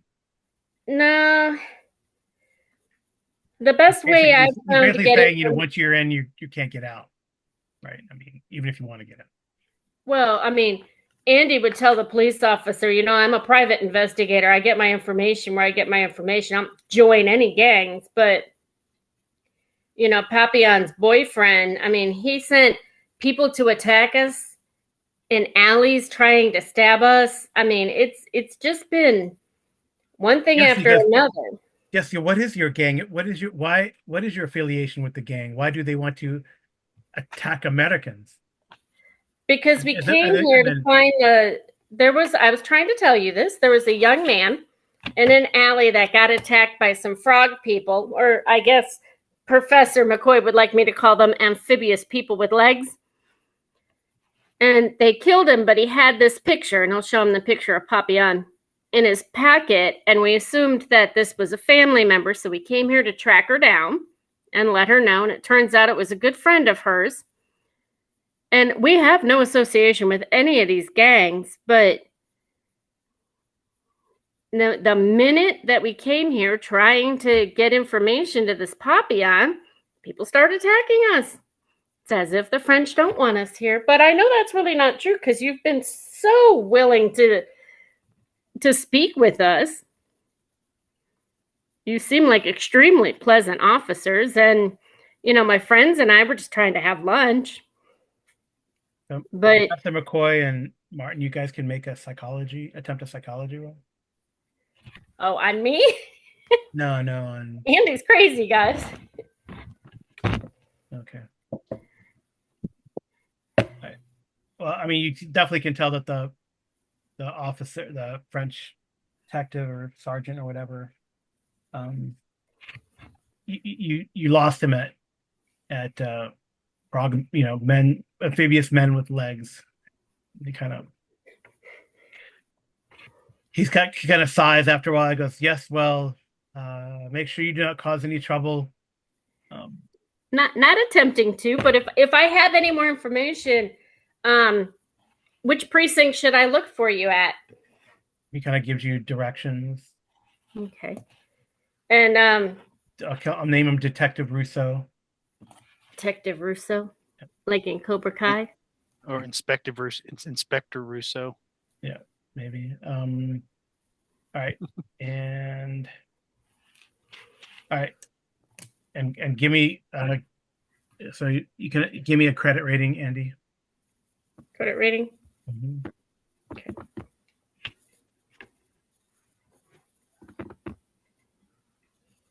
Normal. There we go. He does not ask you all for your weapons, your personal weapons. Okay. But he says, do not cause any trouble or we will have to contact the embassy. Oh, of course. Have you leave our wonderful country. I was going to ask you, where might the consulate be? Because, obviously I told you I'm trying to help this young lady get to freedom. And I feel as though I should go and talk to them at the consulate. I wonder if there is an American. Let me see. I need to check that. I mean, Andy's as forthcoming as he possibly can be, or that he's willing to be. I'll put it that way. There is a consulate in Marseille. Okay. Mm. At least there is now, so I'm going to assume there was then. Why not? Okay. All right. Martin or Professor McCoy, do you have any other questions? Do you want to do anything else? Do you want to just get back to the hotel? Do you want to talk to the police officer? He's right here. No. Martin? No, I think just head back to the hotel. See if we can figure out what's going on. All right. Is there a gun shop on the way back to the hotel? Because Andy would like to pick up some more rounds. No, there's no. This is Europe. They don't have gun This is shops. France. You can't order from a Sears catalog. Okay, who would have bullets for me that I can purchase? I need to go to the black market then and get some ammo. The Italians might be able to. Okay, I'll ask Don Franco then. Yeah. Stereotyping there, Carl. What's that? You're stereotyping there. The Italian gang in Marseille probably would have access. The specific Italian gang in Marseille. In the 1920s. Stereotyping now. Uh, Okay, so you make it back. I mean, over the next, it's pretty uneventful the next couple days, but you do learn that what is Isabella's reaction to all of this? she's like, Marseille used to be a wonderful place, but all these gangs have come here in the last few years. Professor McCoy would probably like, She probably would want to. I'm sorry, I didn't notice you were wounded and I ran away. But when that man, when he shot at you, I couldn't let that stand. Because I hear that you Americans are very chivalrous, although we French invented it. So she takes it in I'm not sure stride. if that's true, Ludovico Ariosto. Huh? Nothing. Well, she claims that. Mhm. Is Martin going to go, well, actually, Have you heard about Syagrius? Rex Romanorum. You might be surprised about the history of France. 'cause I studied history when I was going to school. I do not. You Americans with your short window of history. I find it funny you're calling us short. And then she goes, and are you not still British subjects anyway? Oh, She's not backing down. So Andy's Plus, gonna lean plus over all you to guys have had at Martin. least a couple shots of brandy. Andy's gonna lean over to Martin and say, Martin, I think she might be a little tipsy, but not enough. You might want to offer her a little bit more of what we're drinking. Isabella says, I hope, Professor McCoy, that they were not targeting us for our investigations. Andy will pipe up and say they absolutely were, Isabella. I'm going to go down to the bar and get a couple of bottles and I'll be right back up. Yep. And he's going to ask what she likes to drink. Wine, of course. French wine. Okay, you don't want anything stronger than that? Okay. How about you, Martin? Sure. Wine sounds good. Professor McCoy, are you going to drink only wine? yeah, that sounds good. All right. He'll go down and get a cup, a bottle of red, a bottle of white, a bottle of champagne because he doesn't know which of the wines you want. And then he's going to, come back up and he'll bring a bottle of, I don't know, maybe some cordials. What would have been popular in the 20s? Cordials? Yeah. We can get absinthe also. Drink Yeah. a whole bottle of champagne and wake up wishing that the Corsican thugs had shot you yesterday. He's just bringing a variety because he doesn't know what everybody wants to drink. So he's just Right. Yeah. And what he wants to do is send a runner to Don Franco and let him know what happened. Okay. And, just letting him know.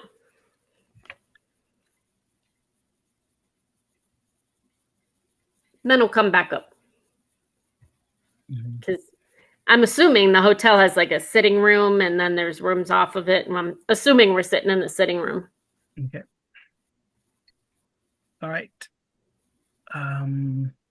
As we ought to talk about before we hit, too far into the night, if we have like a plan or an investigative lead that we want to follow to actually figure out about this weird gold frog statue and the amphibious men. Yeah, Isabella says, well, this Le Donnier comes up, but I do not think he is a customs officer. Le Donnier also means absinthe. This is a drink.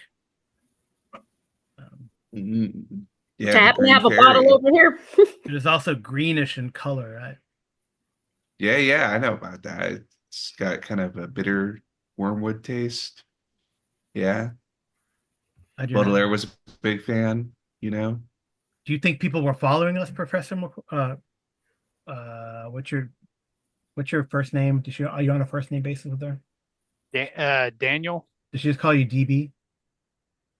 She can call me Daniel. Danny, Sure. do you think that they were following? Seems likely. She'll probably say Daniel. She'll probably call you Daniel. Although it's probably, I don't know if they're onto us about the treasure so much as they're still angry about us helping Yeah. Papillon. Yeah. Oh, Papillon, like as if you say her name, she comes out of the bathroom all elegant in her like one of the 1920s robe with a cigarette on one of those things. Cigarette, you know what I'm talking about? Cigarette holders.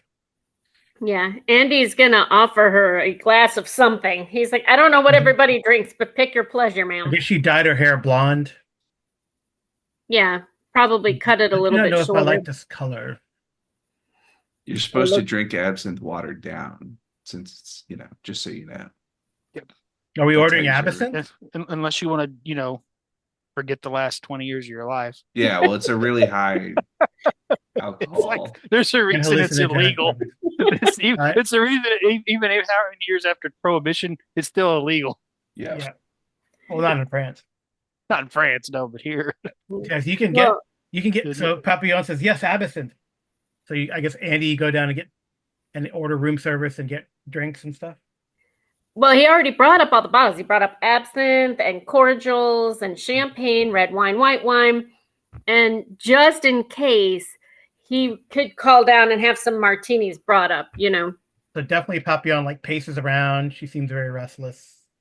Papillon, he's not going to come. Plus, I told Don Franco that you need help. We're going to go to consulate tomorrow. And then you can go on a boat ride with me. All right. Because I'm not going to leave you alone. You can even sit next to Martin. He's a nice looking man. I think he's actually not, but on the statistically picture speaking, looks good. Is 40 isn't that bad, but it is definitely below average, right? Because it's an 8 on 3d6 instead of a 10. But Arlen, she's drinking absinthe. All right. He's an 80 at this moment. Okay. She's not going to remember the morning anyways. She just knows you're a nice guy. All right. Yeah, they have these guys, Martin. These guys have a suite in this hotel, man. It's great.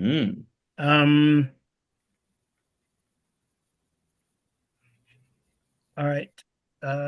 Papillon drinks a lot and eats a lot and passes out. See, told you. Isabella also seems to drink and eat a lot and passes out.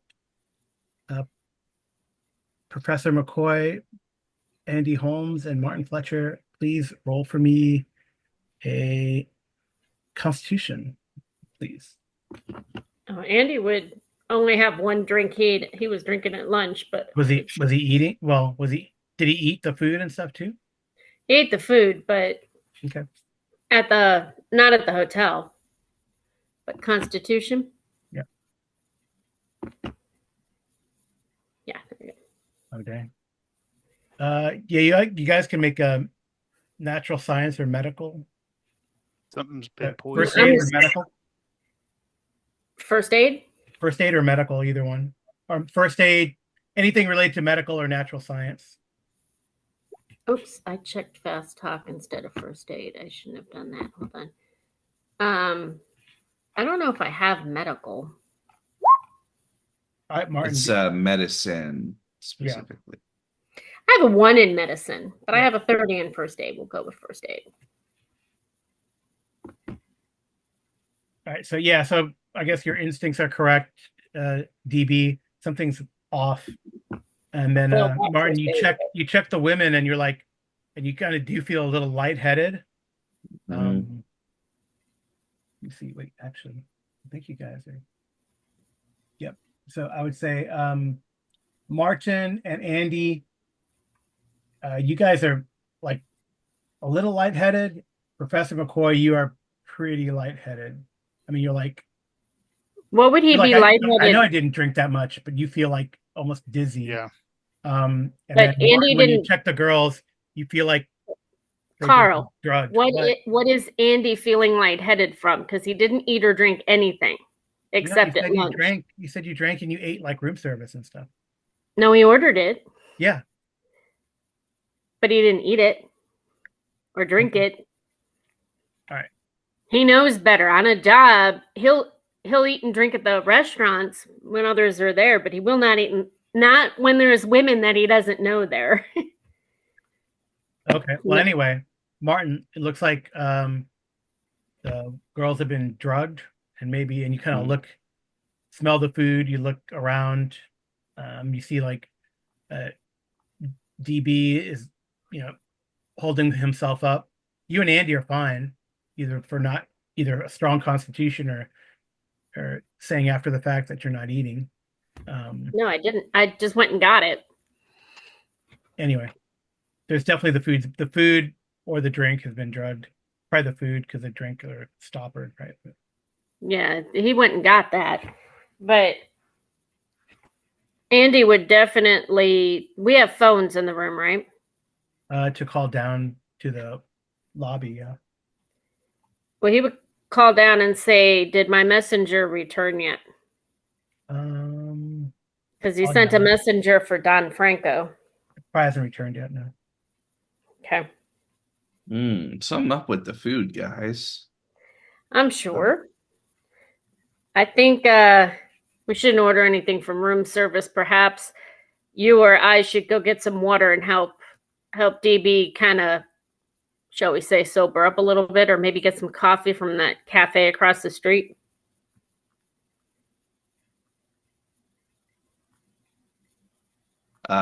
Sure. Coffee sounds good.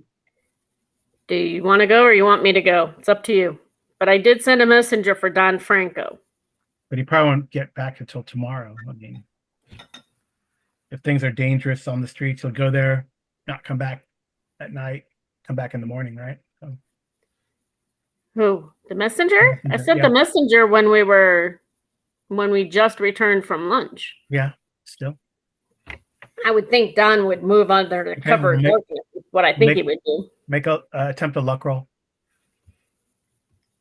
I mean, I didn't expect him to come while we were eating dinner or anything. He's not that. If he's eating dinner, then it's not going to come till tomorrow. Well, no, I mean, I wouldn't expect him to. Yeah. I'm just thinking he would come under the cover of darkness, not when people would recognize him or see him. There we go. Okay. All right. Especially since I told him that we had 5 people come and attack us at lunch. All right. What are you guys going to do? He's not back yet. I mean, we did get some coffee, and Andy wants to tell Martin, I think this is a good opportunity for us to change hotels. It's obviously not safe here.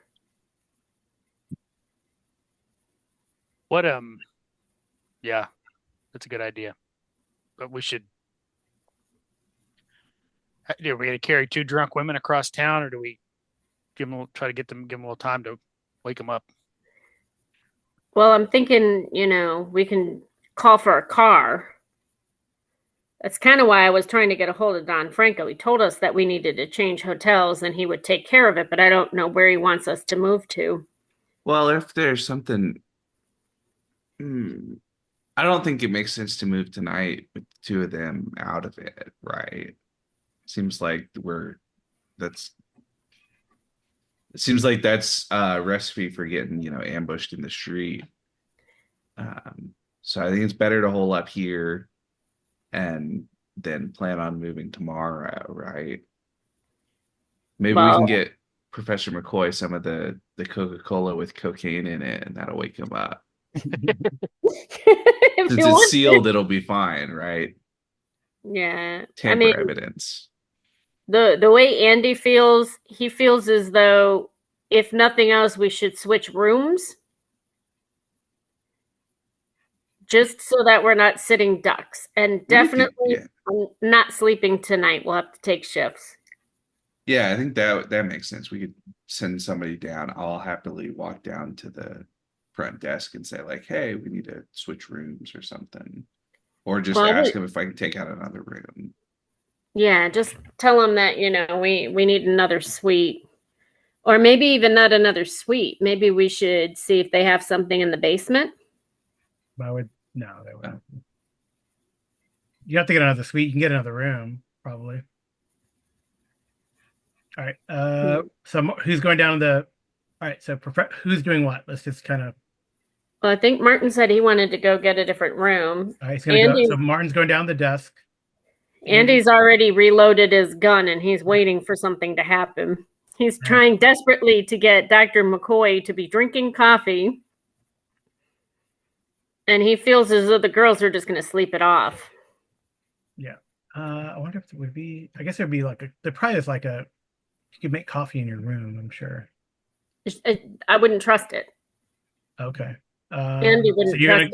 So you're going to go get coffee. I thought Martin already did. No, we talked about that, but nobody went. Okay. So if you want to get the coffee and then ask about the room. I could do that. I could walk out and go to another cafe. That I guess, what time of night is it? Things will be open. Okay.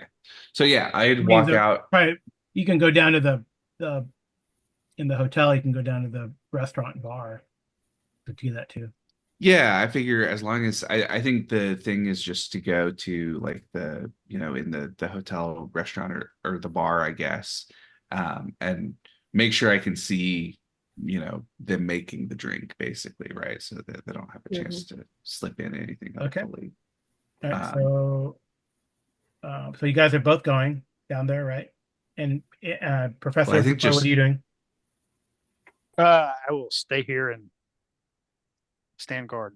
Okay. I think we were saying just me go down, and Andy wait and stay guard. So are you going to sneak down, or are you going to just walk openly? I think I'm just going to walk openly with my, the catch on my holster open, so that I'm ready to quick draw on somebody if I need to. Okay. So, so give me a spot hidden.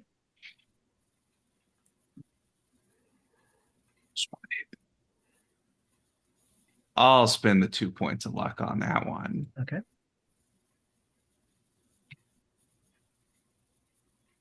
Oh, and that's not really relevant to here because we're inside, but in darkness, I reduce the penalty of spot hidden and ignore ranged attack penalty dice. Oh, wow. Because I have night vision. What? Are you a frog? I think I was just, blessed with remarkably large pupils. That's what all the frogs say. Oh, wow. That's nuts.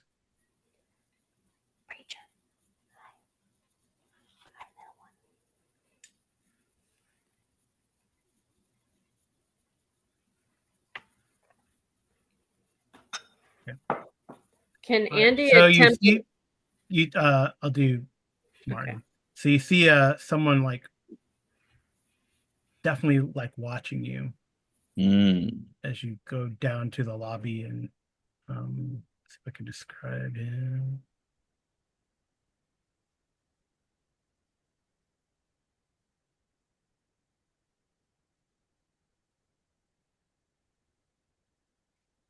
He's like a big man. Dude. He's like a big man in a hooded cloak sitting in the corner smoking a pipe. He's like a big dude. Like kind of a large man, kind of corpulent.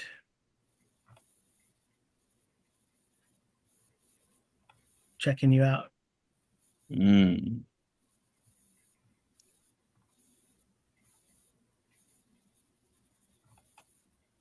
He's waiting there in the lobby.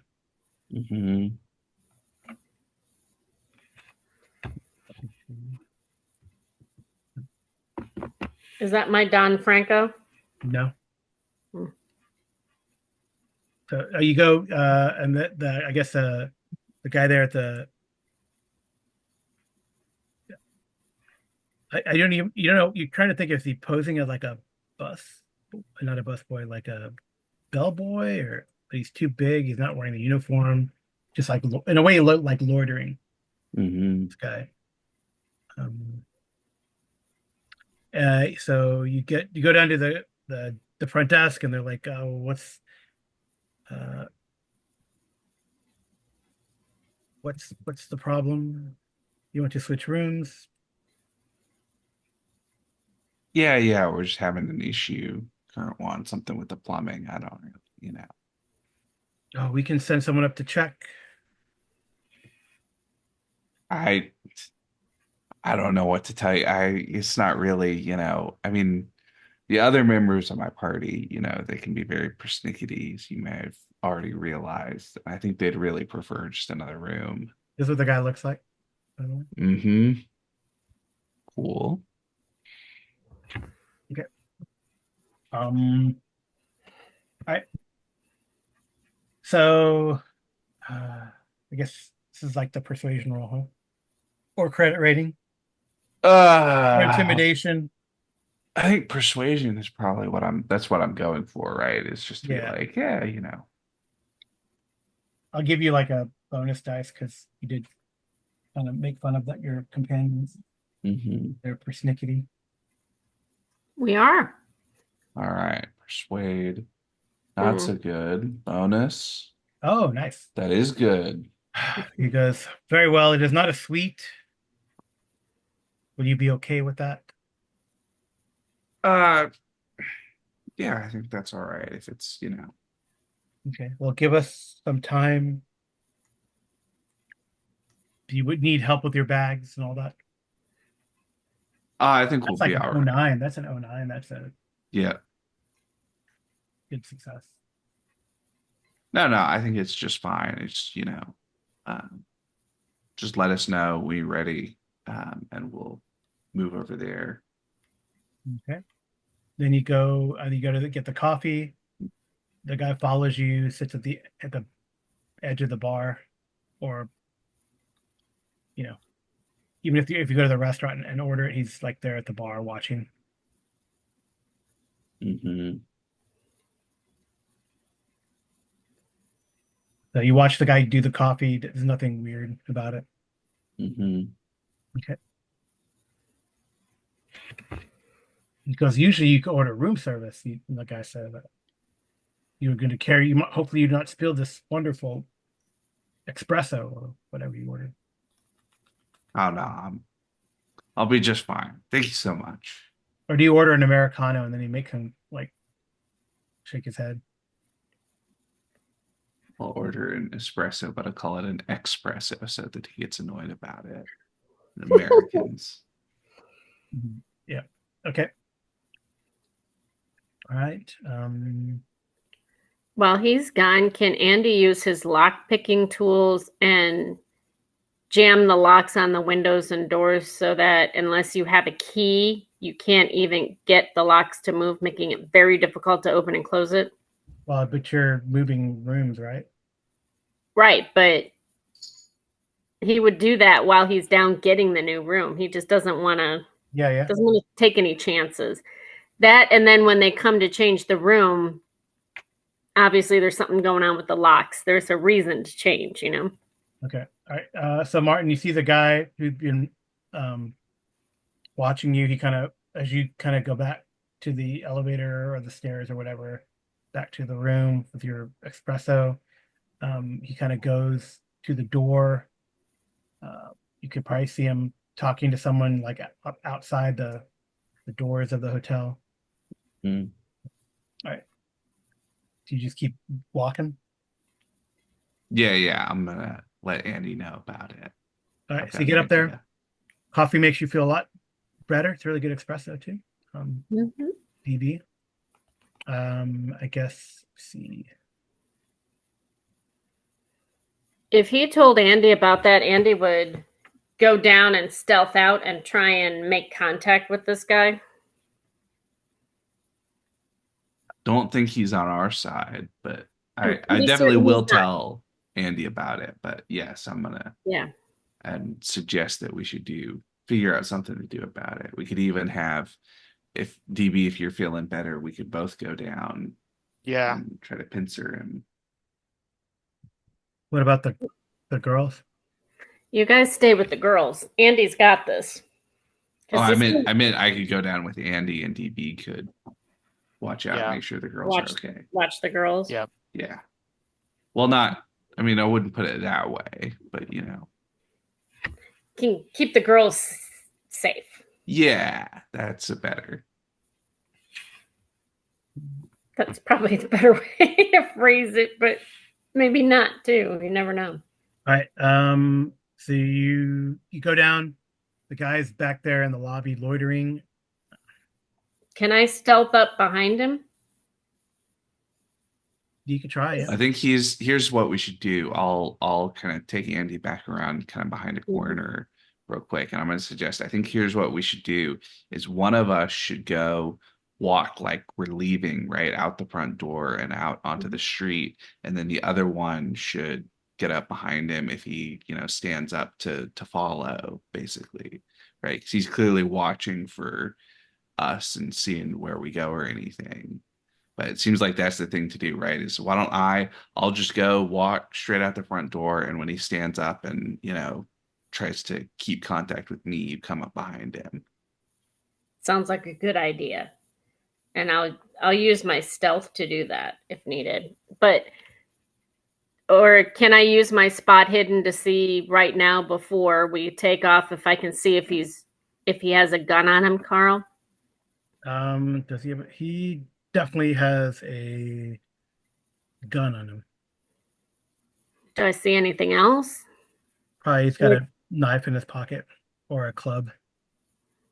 Like a sap type of thing. Okay. Andy wants to put his brass knuckles on. He'll have his knife easily accessible and he will cock his gun. So that way while he's stealthing behind him, he's ready to go. Right, so who's the bait? Is me. Okay, so Martin, you walk out. You're gonna walk out. Yeah, I'm just gonna walk through the lobby, not show that I notice him at all, right? I'm trying to just, be totally visible and carefree, walk right out the front door and kind of down the street. And I'll probably walk, down to the end of the block or something, and then wait there for a couple minutes if I don't hear anything else, right? Like I'm trying to make contact, right? That's the other, right? Standing around outside, just sort of hanging out like I'm waiting for somebody else. Okay. All right. BB, you hear a creaking outside the door. I am going to. Like someone's trying to sneak. And then go ahead and give me also a roll for luck for a DB also. And Andy kind of booby trap those locks so it's not easy to get in. You hear like, Monsieur, I do not think that is your room. All right. Also, I'm going to get my. Are we shooting people still? You can shoot him if you want. I think the rules of engagement say that we don't shoot until we're shot at first. Right. It's always a good idea to have the knife ready. Is there? It says nothing. Sweet. Hey, is this a suite? Do we have a fireplace? Yeah. I'm going to grab the poker from the fireplace to wield as a hand weapon. And if I don't see one of my friends when that door opens, they're getting whacked. Okay. All right. So Martin, you walk out. Go ahead and give me a spot hidden. The guy definitely gets up, by the way, to follow. Yep. Him. All right. Spot hidden. Give me a bonus dice. I mean, you're looking around too. No. Still not enough. Okay. But I'm right behind you. Don't worry. So the guy gets up. Do I need to roll my stealth to follow him? Yeah, that's probably good. No bonuses or anything, right? No. Darn it. All right. Still following him. Yeah. Can I push it? I'd like to push it. All right. Yeah, you can push it, but you might run into a complication. Maybe I can make it work. someone runs into you or something. I can make it work. I will trip over and fall right into the guy. Okay. If you're gonna push it and see if you fit. Okay, go ahead. I failed. So I'm saying I tripped over something. I fell right into him. All right. All right. You bump into him. He like turns around. His eyes go wide. Oh, sorry, monsieur. I think I had a little bit too much to drink in the room. You know what? You look just like my friend. Let's go get something to drink. And I want to motion him over to the bar and kind of very, very emphatically be pulling on him to do that. He doesn't seem to care, and he pulls out his club and says, "You American should have stayed in America." And he's gonna try to smack you, but you're faster than him. Can I stab him? You could stab him, yes. Stab him. All right. Because I get, I think, more damage if I stab him, right? 1d4 plus 3 versus 1d3 plus 1 if I hit him with the brass knuckles. Mm-hmm. But I would try to stab him in the stomach so it looks like like I'm drunk into him, though. Yeah, that's fine. What I'm hoping for. Why does your malfunction? It's not a malfunction. No, I know. What is the sheet? Yeah, there's something. Let me look at. There is Carl, something. can you give me access to that sheet, and then I can take a look at it? I think everyone has access. I don't have access to the Andy Holmes sheet. Description, bonus, impale. I don't see this. I don't understand, Carl. Really, I don't. I think there's probably like something there that shouldn't be there that is causing an issue. I will close this sheet, so if you want to, but I mean, obviously I didn't fail. I stabbed him for 11 points of damage. Oh, you've got malfunction listed as, did you just drag and drop the weapons? I don't know. Did you drag and drop the weapon, Carl? I think so, right? It probably did. The malfunction should be empty instead of 0, 0. That's what's doing it. Okay, so how do I fix it? I just did fixing it. Thank you. No, if there's no malfunction, it should just be empty instead of because it's supposed to be anything. The malfunction is supposed to be anything higher than that result is a malfunction, right? Yeah. So if it puts it in at 0, 0, it doesn't. If it's from the compendium, it's probably somebody who just didn't realize that Roll20 doesn't know that 0, 0 is supposed to be 100. Right, on 2d10s. Oh, right. So like a 0 it's going to always malfunction. But it's going to always malfunction because it thinks it's higher than 0 every time, right? I'm not trying to redo the roll I got, but should I roll it? You hit and you did damage. So. Yeah. Well, but do you want me to roll it again and see if it fixed it? No, that's fine. You don't need to. Because he'd be like, "Oh no, you gotta come get a drink with me, buddy," and he'll act as if he's just hitting him in the stomach, like how friends just hit in stomachs, but he's actually doing damage.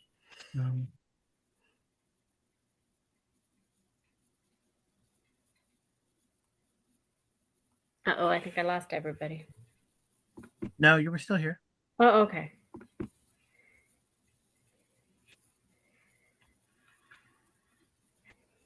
We definitely gave him a major wound. But he'll get him to sit down in like one of the, I'm assuming they have like, I don't know, tables and chairs that are somewhat covered. Mm-hmm. And he's still, he's not acting as if he just stabbed somebody. He's trying to act drunk, if that helps.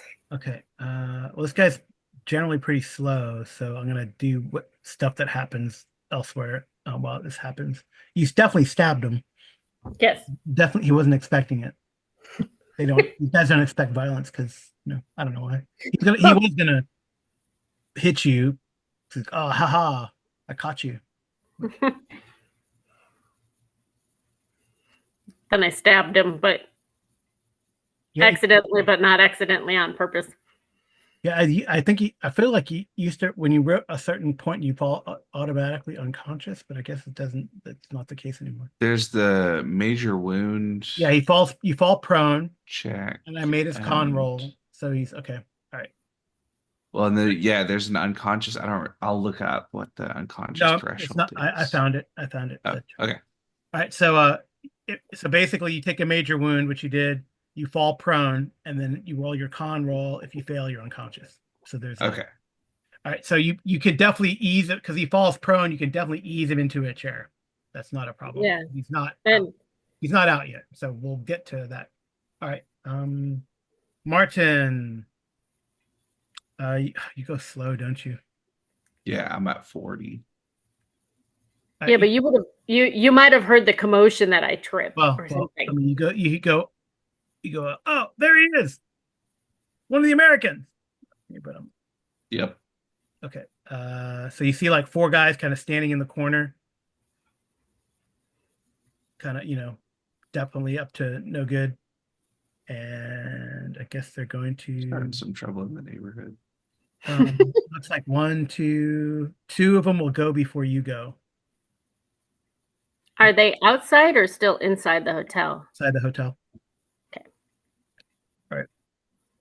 So they pull out. It looks like they pull out clubs actually, and they come at you. I'm gonna see if they. I'm just gonna roll like their decks to see if they're. Yeah. All right. So they both try to attack you. So the first guy with the club, you can dodge. You want? Do I lose my No, you do not. Okay. You can dodge or counterattack. And Oh you right. only if you like I guess the first dodge is no problem. These are like reactions. The first dodge is no problem. The second one is at a penalty dice. Right. And then counterattack. You attack them as they attack you. Okay. I guess I'll dodge for at least I'll dodge for these guys. Yeah. Okay. So well, don't you have to dodge until I see if I hit you or not? Yeah. Right. As a hard success. So you need to get a hard dodge. Oh. Success, but not hard. Yeah. So you need to. But does that bump him down one? Huh? Does it bump his damage down from No. hard to regular for that? Okay. No. No worries. All right. So he smacks you. Yep. No. For Do you have enough luck to make it a hard success? 6 points. It would be a lot. It's only 6 points. So. all right. Well, that's fine. Okay. The second guy is a hit, but a regular hit. All right. I will dodge again. Yeah, you definitely with a penalty die. Nice if it were reversed. Yeah, I was gonna say, can we flip flop that? Oh, you failed. You would have failed. Yeah. Oh, right. Okay. Dang. All right. So he hits you too. Yep. 3 points. Dangerous. All right. As long as there's not major wounds, you don't have to. Yeah. Okay. Neither of those are major. Okay. But they both hurt. All right. Would Andy have noticed this? He will now because it's now it is now your turn, Martin. All right. I am going to pull out. What's the rule for guns in melee? It's point blank.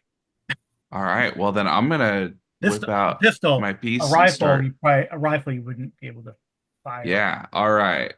I'm gonna whip out my my pistol and start giving it to him. So, first guy who hit me. Oh, Let's see if the bonus. So that turns it into a 20, which is a hard, but not an extreme. Does that do any damage bonus? Oh, 20. Wow. Okay. I needed 6 points of damage. That is a major wound for this guy. Nice. He does not drop though. All right. I'm going to give him another one if he's not all the way out. And so this is no bonus, no penalty. Yeah. don't know why it's rolling twice for me. I apologize. It's rolling twice for me. Oh, he's Big 12 damage shot there. he's done. Nice. Okay. All right, and then one with the penalty on the other guy who hit me. Yep. All right, Ooh, 44, 5 24. damage. Yeah. 5 damage is also a major wound, but he is still up. Okay. You hear gunshots. Let's go back to DB for a second. You hear gunshots, Andy. So DB, Okay. like you hear like this guy. I don't think that Monsieur. I don't think he has room. And then you hear like another creaking, and then um, and then I'm just gonna throw the door open then, and huh? I'm just gonna throw the door open and do a just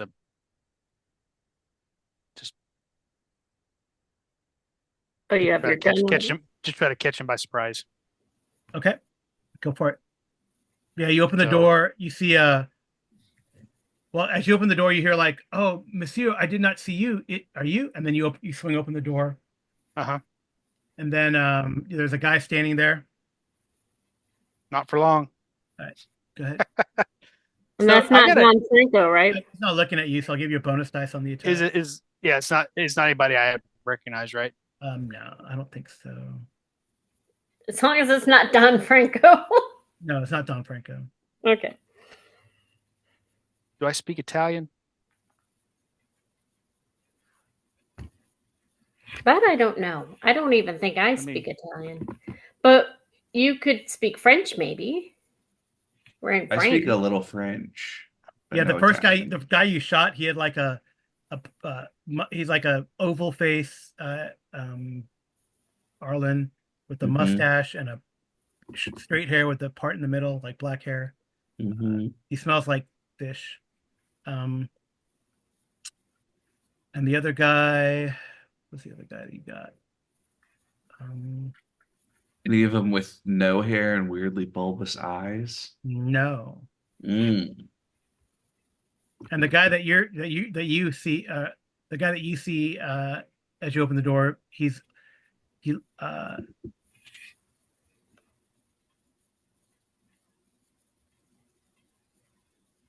he actually looks like a well groomed individual, kind of a squarish face, uh, slicked back hair like he uses the pomade and a part on the side.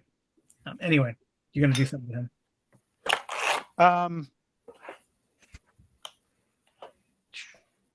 do I have time to draw my revolver? Yeah, it's fine. Okay, I'm gonna just gun to his head and ask him what he wants. Okay. He says it is not me who wants you, Monsieur. He puts his hands up. It is it is him. And he kind of motions like down the hall.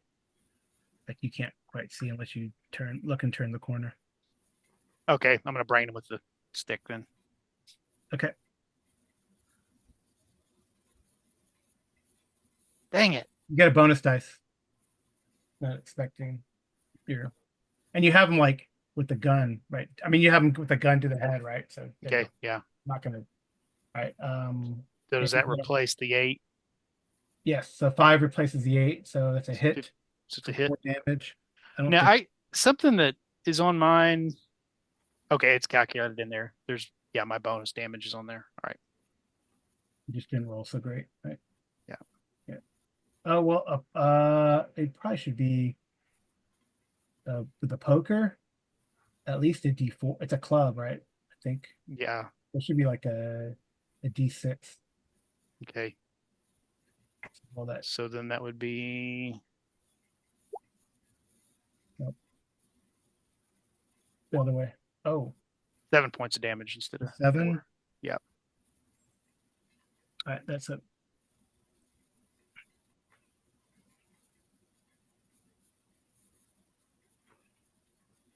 All right, you smack him, but he kind of staggers, blood going across his head. All right. Do you look and see who's there? Or... Yeah. All right. So you kind of look out, you kind of peek out, and you see like a hotel person, like there, kind of not looking with his back to you, and he's looking it down the hall. And there's a guy in a trench coat who looks like, because I do have a picture of that guy. They sent out the pedophiles after us. No, it looks like that. That's not Don Franco either. No. And you definitely see a greenish tinge to his color of his skin. Okay. Huh? Okay. All right. Cool. All right. Let's see. Where are we at? We're in the middle of the fight with those dudes down below. Well, Andy has his guy slumped in a chair, and he'd like to go help Martin, but first he needs to cut this guy's throat and then slip out to go help his friend. Okay. Wait. I think. Let's see. The other two guys that are out there go first, and then this big guy that you stabbed. Yep. And yeah. Okay. Well, that's lucky for. Is that right? Yeah, it's lucky for. Okay. All right. So the other two guys, you pull out a gun, Martin. So those two guys are going to pull out guns. That's the way we're doing it. You took one guy down. There's another guy you shot. He's like, oh, pretty messed up. What's their dex if they're higher than a 55? No, it's their turn at the end of the round instead of at the beginning. Yeah. You already went this round and you got that surprise attack. So you'll be able to probably go before this dude again. So you'll be able to finish that. But these guys will get to go to finish out the round. Okay. So yeah. Okay. So what? So I guess you can die for cover, right? Yeah. But you won't be able to do anything next round. I guess that's it. Probably makes sense to do that though, because they're. Well, wouldn't you want to grab the one guy that you injured but isn't completely down as cover? Then if they shoot at you, they shoot their friend. Like a human shield. Yeah. Yeah, why not? Carl, Yeah, can if you I want do to, that? you want to do that, you could do. I mean, that'd still be like your quote unquote die for cover, but it'd be more like Yeah. a brawl. And you grab the guy because he is kind of. You did give him a major wound, so he's kind of like, oh. All right. Yeah, sounds good. I will brawl for cover. Okay. Hmm. Can you push? I don't think in combat you're allowed to I don't think push. can you push in combat? We should look that up.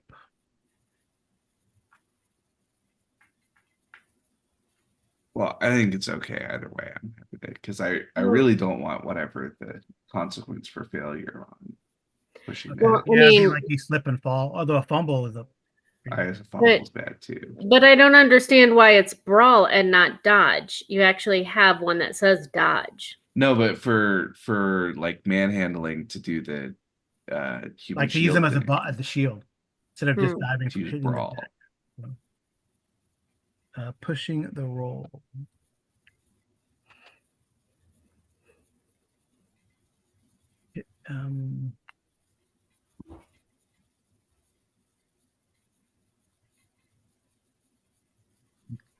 Sorry, viewers, we're taking a moment to check the rule.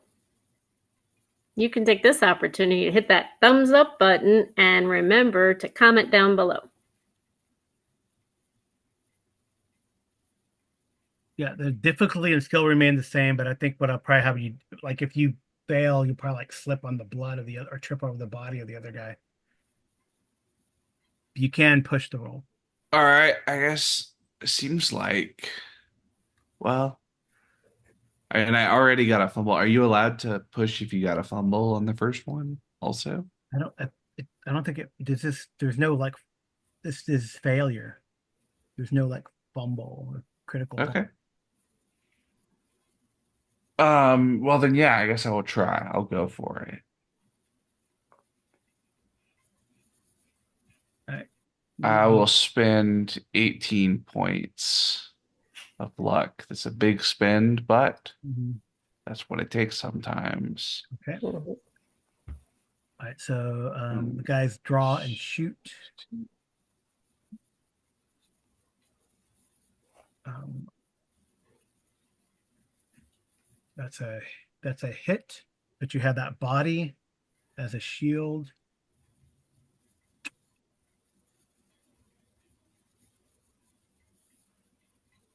So a body. All right. That's that guy takes how much damage you do the guy already? 5? 5 or 6. Let me double check. Okay. All right. Yeah, 5 on the first All right. one. The first that guy's dead now. I mean, he absorbed that first shot, Yep. and the second guy.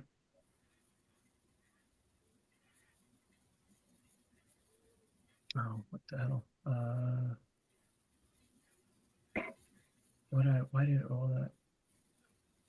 Okay, it's 5. So the second guy misses actually, Nice. but okay. All right.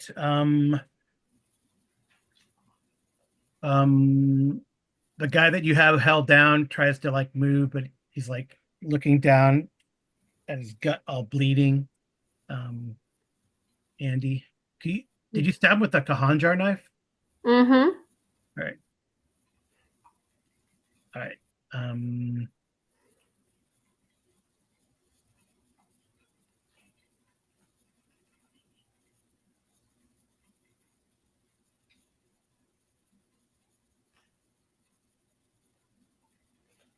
all right. He tries to like swing at you or punch you, but it's like it's kind of I give him a penalty dice. So yeah. So he swings and it's kind of like very weak. Swing. Okay.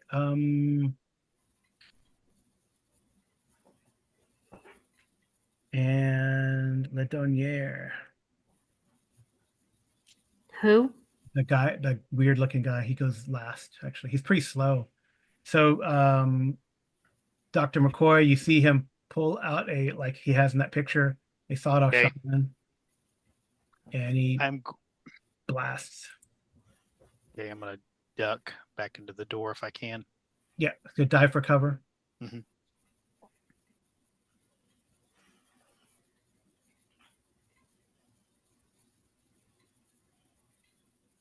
Is that a Dodge roll.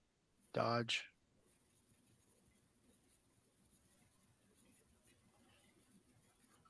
Yay! Yay. Oh, I'm gonna spend 2 You don't luck need and to. make that a No, critical. you don't need to. Right, well, Okay. yeah, you don't need to do that. Okay. Yeah, you dive in the room, and you see you hear a scream as the hotel guy gets blasted. Oh, The guy that you got out, he kind of you see him kind of also get knocked backwards. He staggers. He takes some shot from the okay. cone of the shotgun, and he kind of staggers and falls in the doorway. Okay. All right. And you hear gunshots down outside too. Is the guy that just fell, was he armed? Um, the guy that he had like a what would you have? Let me see.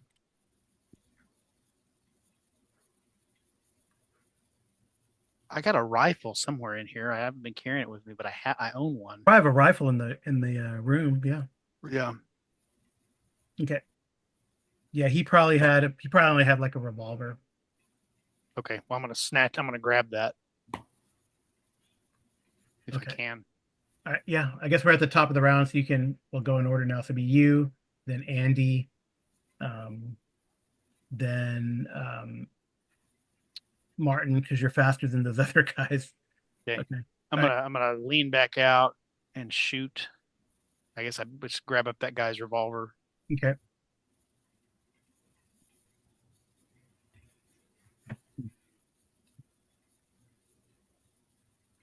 But wouldn't you have to? Dang. Well, no, you don't have to roll for a penalty. Yeah.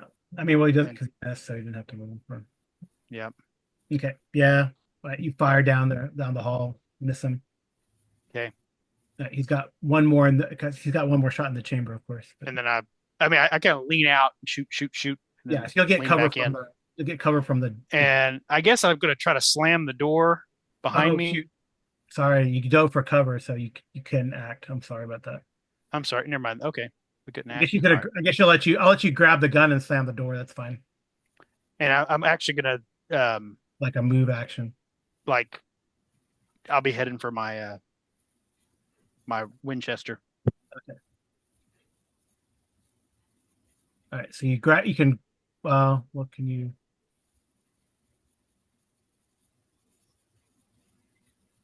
You probably push the dead guy out of the door jamb and close the door. I don't know if you can grab the revolver. Okay. That's fine then. I'm going for my to where my Winchester is. Mm-hmm. If I have time, I don't know if I have time, but if I had time, I would, again, kind of take up a duck behind some furniture and just aim at the we'll door. see. I mean, a guy goes at the end of the round, so he has to go up there, Yeah. stalk you and Okay. type of thing. So we'll see. So you kick that guy's body out of the door jamb, slam the door with your other foot as you dove for cover, and then start crawling towards your Winchester, or moving towards your quickly, like bear crawling, I guess, towards your Winchester. All right, that's the way I imagine it. All right, Andy, you finish this guy off. Well, I was gonna cut his throat, but I also want to grab anything he has in his pockets, knives. He has a revolver. I'll take the revolver, a knife, his wallet. I want identification. Spend all that time doing that? Well, I mean, I'm sitting at the table. It's not like I'm doing anything. But there's like a fight going on outside. I'm not going to be able to get to it. You know this. You can stab him and then start moving in that direction. Yeah, and then I lose all the other stuff. You'll tell me I can't use the handgun because I didn't grab it, or the knife because I didn't grab it, or his identification. So, well, you can just grab the gun and move out there, kill this guy, and grab the gun, and start moving in that direction. I still want to take his wallet, though, because I'm assuming it's in the same pocket as his revolver, right? Make a luck roll. It's just if I don't take it now, I'm going to lose it. So, No, you won't. Yeah, well, you didn't let me have the other one, so I don't think you'll let me have that. So, well, they didn't have any ID on them, so those guys. All right. Because the wallet is not there. We can grab the gun though. Stab him, grab the gun, and then move on. Move towards to help Martin. I'll get in place. But I want to move so that he flops onto the table and it looks like he's drunk. Yeah. Or in the chair, or whatever. Of course, like the guys at the desk are like calling the police now on the phone because of the gunshots, and then you hear like a blast from upstairs too. By the way, Andy.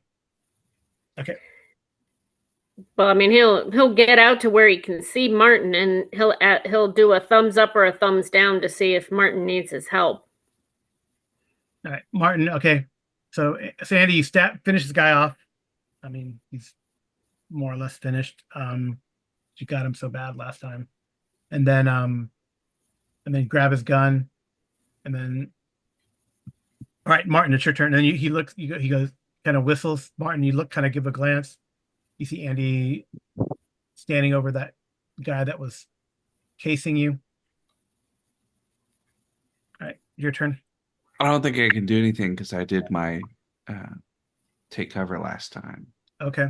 Well, Andy's doing thumbs up or thumbs down to you. I'm sure you can answer. You can answer, yeah.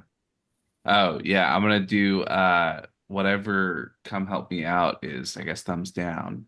Okay.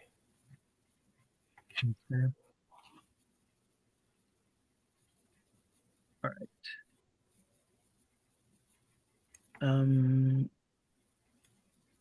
Was that a revolver the guy had, a fully loaded revolver? Yeah, he hasn't used it. It's a 45 revolver too. Like, so it's 1d10 plus 2 damage. Okay, so I'll have to add that to my character sheet. These guys, oh man, you got that body. Okay, so one guy is gonna start closing and shooting, and the other guy you see is gonna start moving like at an angle, Martin, Mm-hmm. to get a shot at you. So that one guy kind of he just loads that body with 3 more bullets or so as he kind of closes on you. To get you probably next round he'll be able to charge you with a club or to get you with a club or something. And the other guy is going to try to flank you and take a shot. Mm-hmm.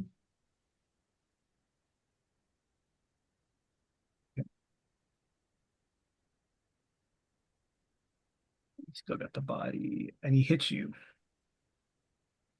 Yep. With a 38. Mm-hmm. All right.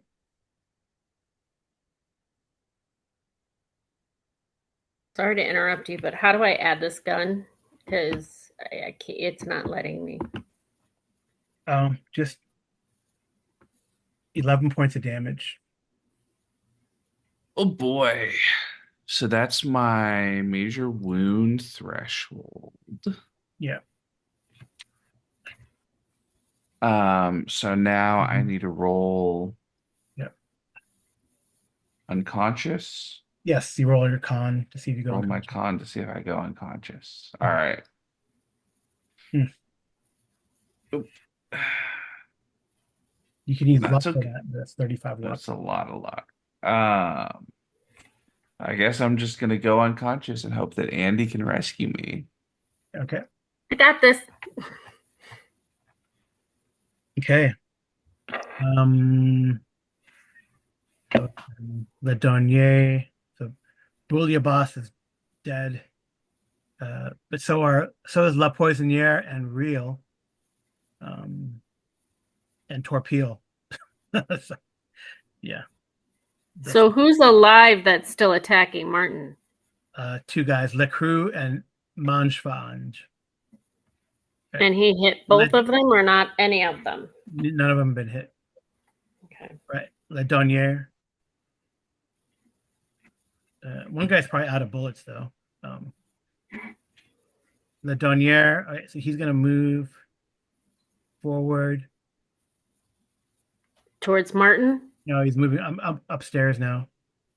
Okay, so he moves away from Martin? No, I'm upstairs now. I already did the guys downstairs.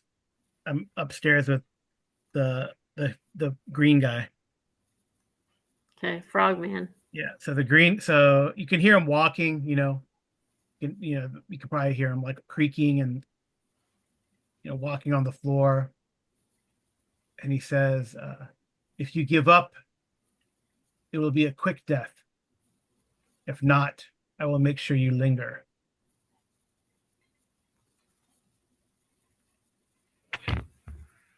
He probably picks up the body, the guy that he blasted and you helped take out. You can hear that, so he's probably gonna try to bust in the next round. Okay. You're up, DB. You can get your gun and take aim. Yep, that's what I'm gonna do. Okay.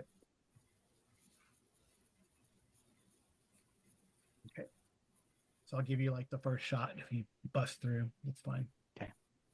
All right, Andy. All right. You said that revolver is a 45, but can I still take 3 shots with it? Yes. Okay. I want to take aim. Well, I can't take aim. That takes an entire turn, right? Yeah. So if you move out, you see one guy like pulling out a club, and there's a guy like kind of on the street with a gun there.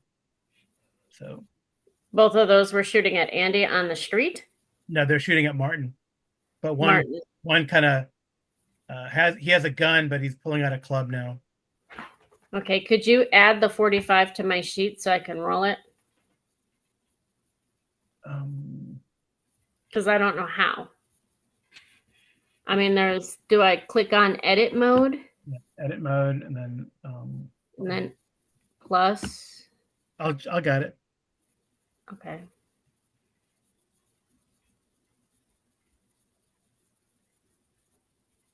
It's hand. Sorry, Arlen. You might have to fix it if I do this wrong.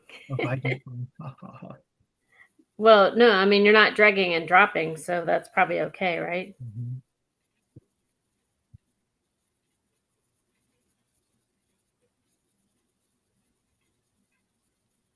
What does range mean?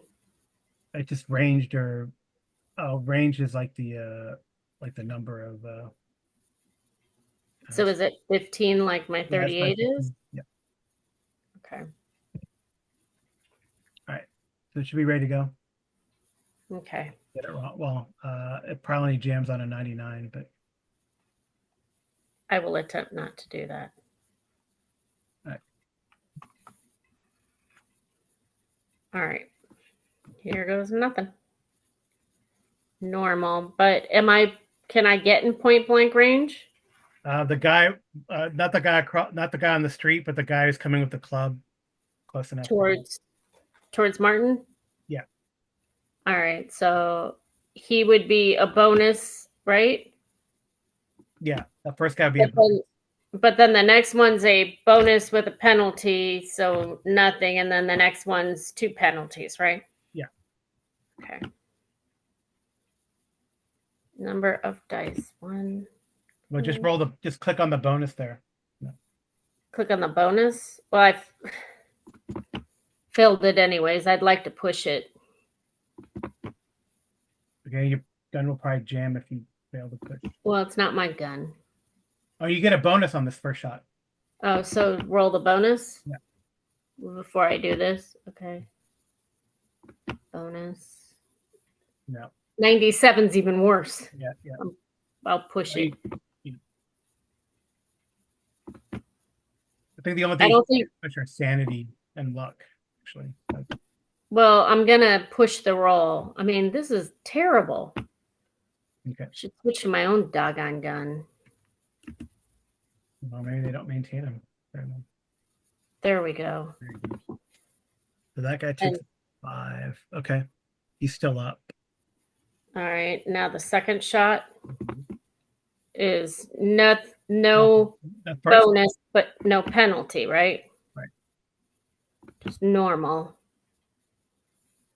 How much did I fail that by? 15. 5? 15. Because I can't see this. Oh no, by 5. By 5. You might as well. 5. Yeah. I might as well spend the luck. Yeah. Okay. All right. I got a roll for him.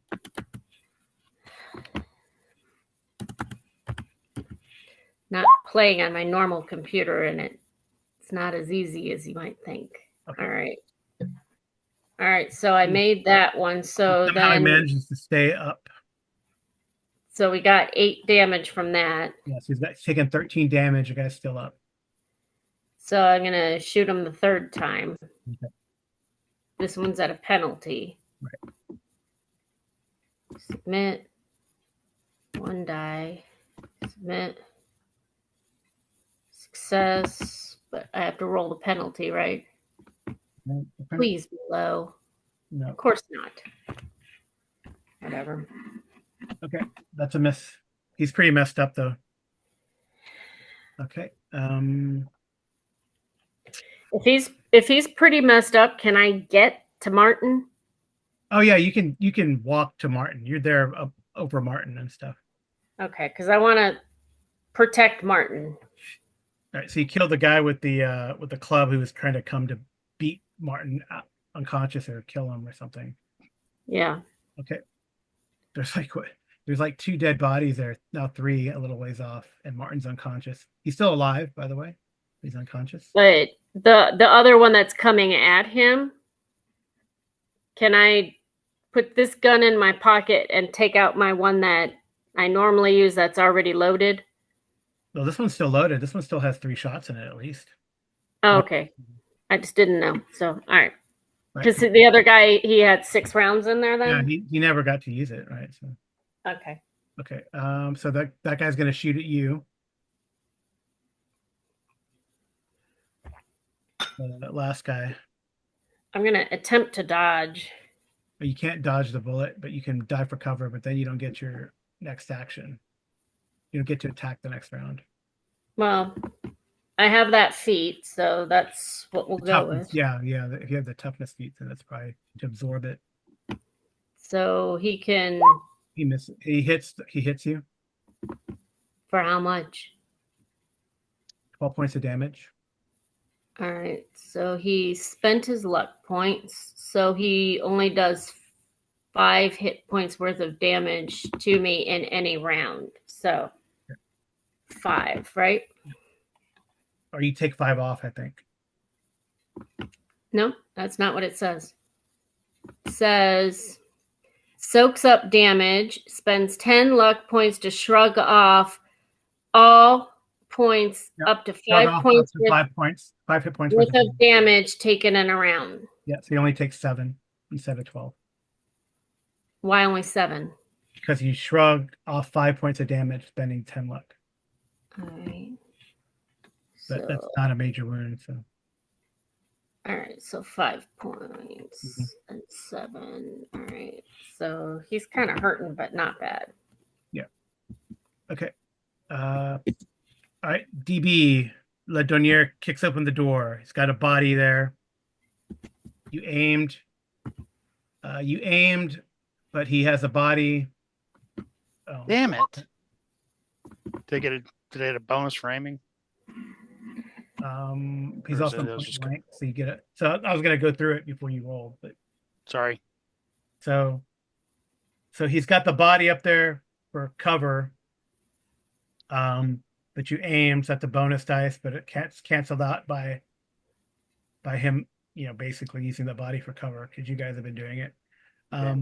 But then since you're point blank, you get another bonus dice. So you have 2 bonus dice and 1 penalty dice, so 1 bonus dice net. So you do get a bonus dice. Oh, 2. Oh, that's a crit, dude. So you want to know how much damage you do this guy? Yeah. So 12, 16. Is that like 16? Is it like multiply the damage, or what does it do? No, you do 6. You do max damage plus another 2d6. Okay.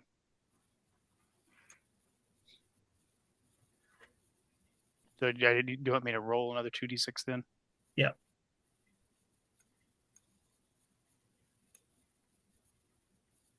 Oh! 12, 22 13, 26 points of damage. I think, even as a pulp villain, yes, he is. He goes. I mean, how do you take out the infamous Le Donier? Well, it's kind of that Winchester. Oh, it's a bolt action though, not a lever action. It's just sort of I'm kind of probably there with it like laying down over the probably like an end table or something, or a little pops in, looks around, and just as he lays eyes with me, like bam, just right through the chest, dead center. Okay. Yeah, I guess as he's kind of like he has the body as a shield, right? Because he's got to get his shotgun around, and you hit him right in that space between that little triangle. Yeah. Form there, and he kind of staggers back, like looks down, like he doesn't believe it. I dare say the professor taught a lesson. Andy likes frog legs, by the way. And that's how we do it in Cairo, Illinois. All right, Andy, it's your turn. All right, so I got to take my 3 shots now. Yep. Because I think it is. Is Martin okay for me to take 3 more shots? Or do I need to pull him away? I'm not like actively dying or anything, so I think you should keep shooting. Okay. Yeah, the professor let his intellectual facade drop there for a second and flash back to being a hillbilly kid from the sticks. Okay. Sometimes you got to do what you got to do. I am trying to get my character sheet to close some so I can actually see what's behind it. I can't, and it won't. So I have to roll, and then I have no idea what I'm rolling until I close this. So this guy, how close is he to me? He's not in point blank range. Can I move to where he is point blank range? Yep. Okay. Then the first one is with a bonus. He's probably freaking out as you're coming towards him. He's like, whoa, what the? No, I'd like to push it. Oh, you have a bonus on that first one. Oh, okay. Come on, 0. Oh, 18 out of 65. That's not quite an extreme, though, is it? No, but it's a success. Yes. Well, I mean, it's 18 No, it's out not. of You need 65. You need 13. So. Yeah, 18 out of 65. So that's 5 damage on that guy. Okay. Okay, now the next shot still at him. Mm-hmm. Oh, that's actually on that guy. 5 damage. He might could drop. Actually, hold on.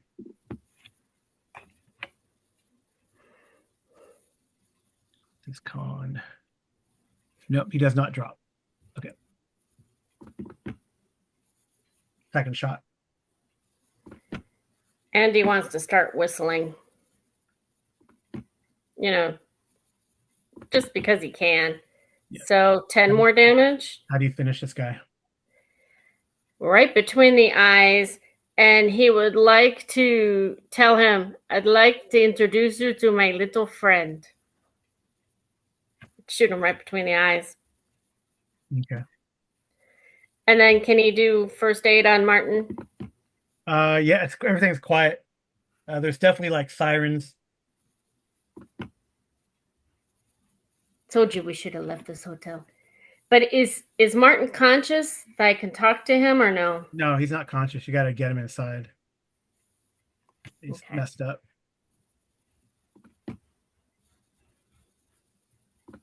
All right, so like anyone who's in the restaurant or the bar is like. Can I push it?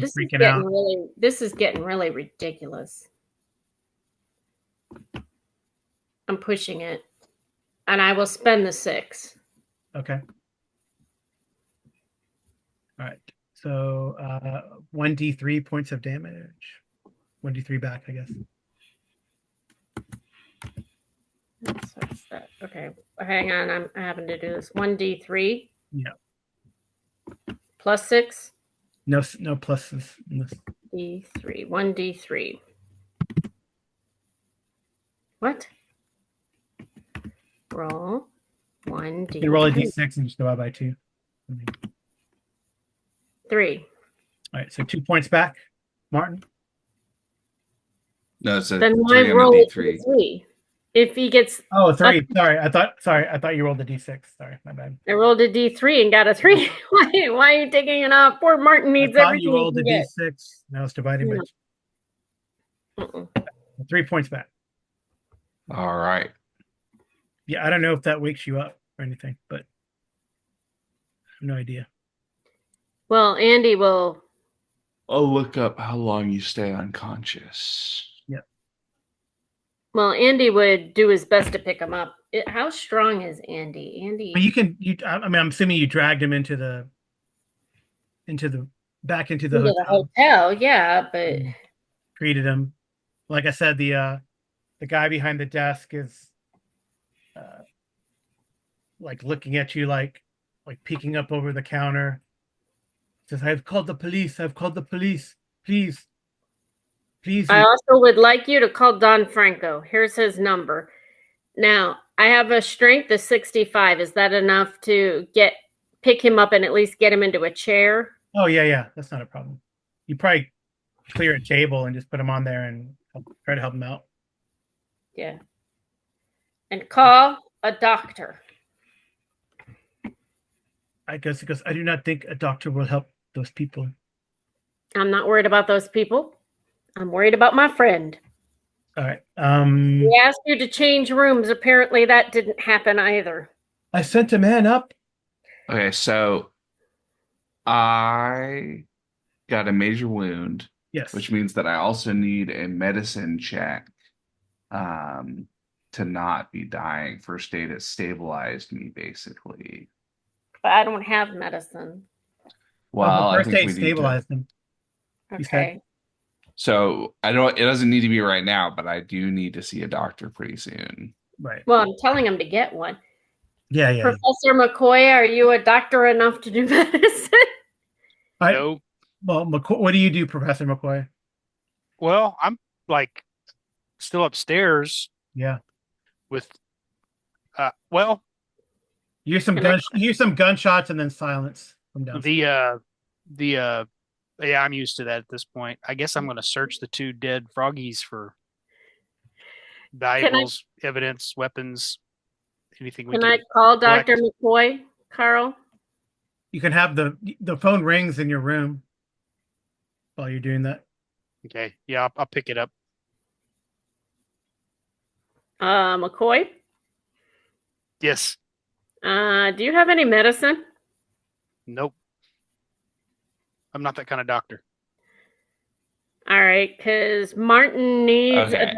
a doctor so he can live. Never Just mind. saying. I spoke too soon. Oh, okay. I'm not actually dying. I'm Okay, good. stabilized, and I need medicine to heal up more, but I will eventually recover with, some sort of nasty scar. Yeah. Okay. We got this. You can write a book about it. Mhm. We'll help you write a bestseller about it called, Death in Marseille instead of Death on the Nile. Mm-hmm. Or Death to Frogs. Mm. Or Ribbit. I don't know. Whatever you want to call it. But Andy will definitely help you get into the elevator and back upstairs. We'll get you into the bed. And he'll tell the people at the front desk, have the police come up immediately. And I'd like to know as soon as Don Franco gets here. Okay. And he'd also like the manager of the hotel to come up.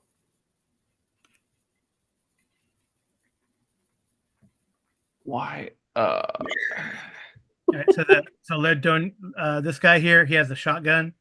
It's got one more left in there. I would loot all the dead bodies for any of the guns and everything that they have, by the way. Okay.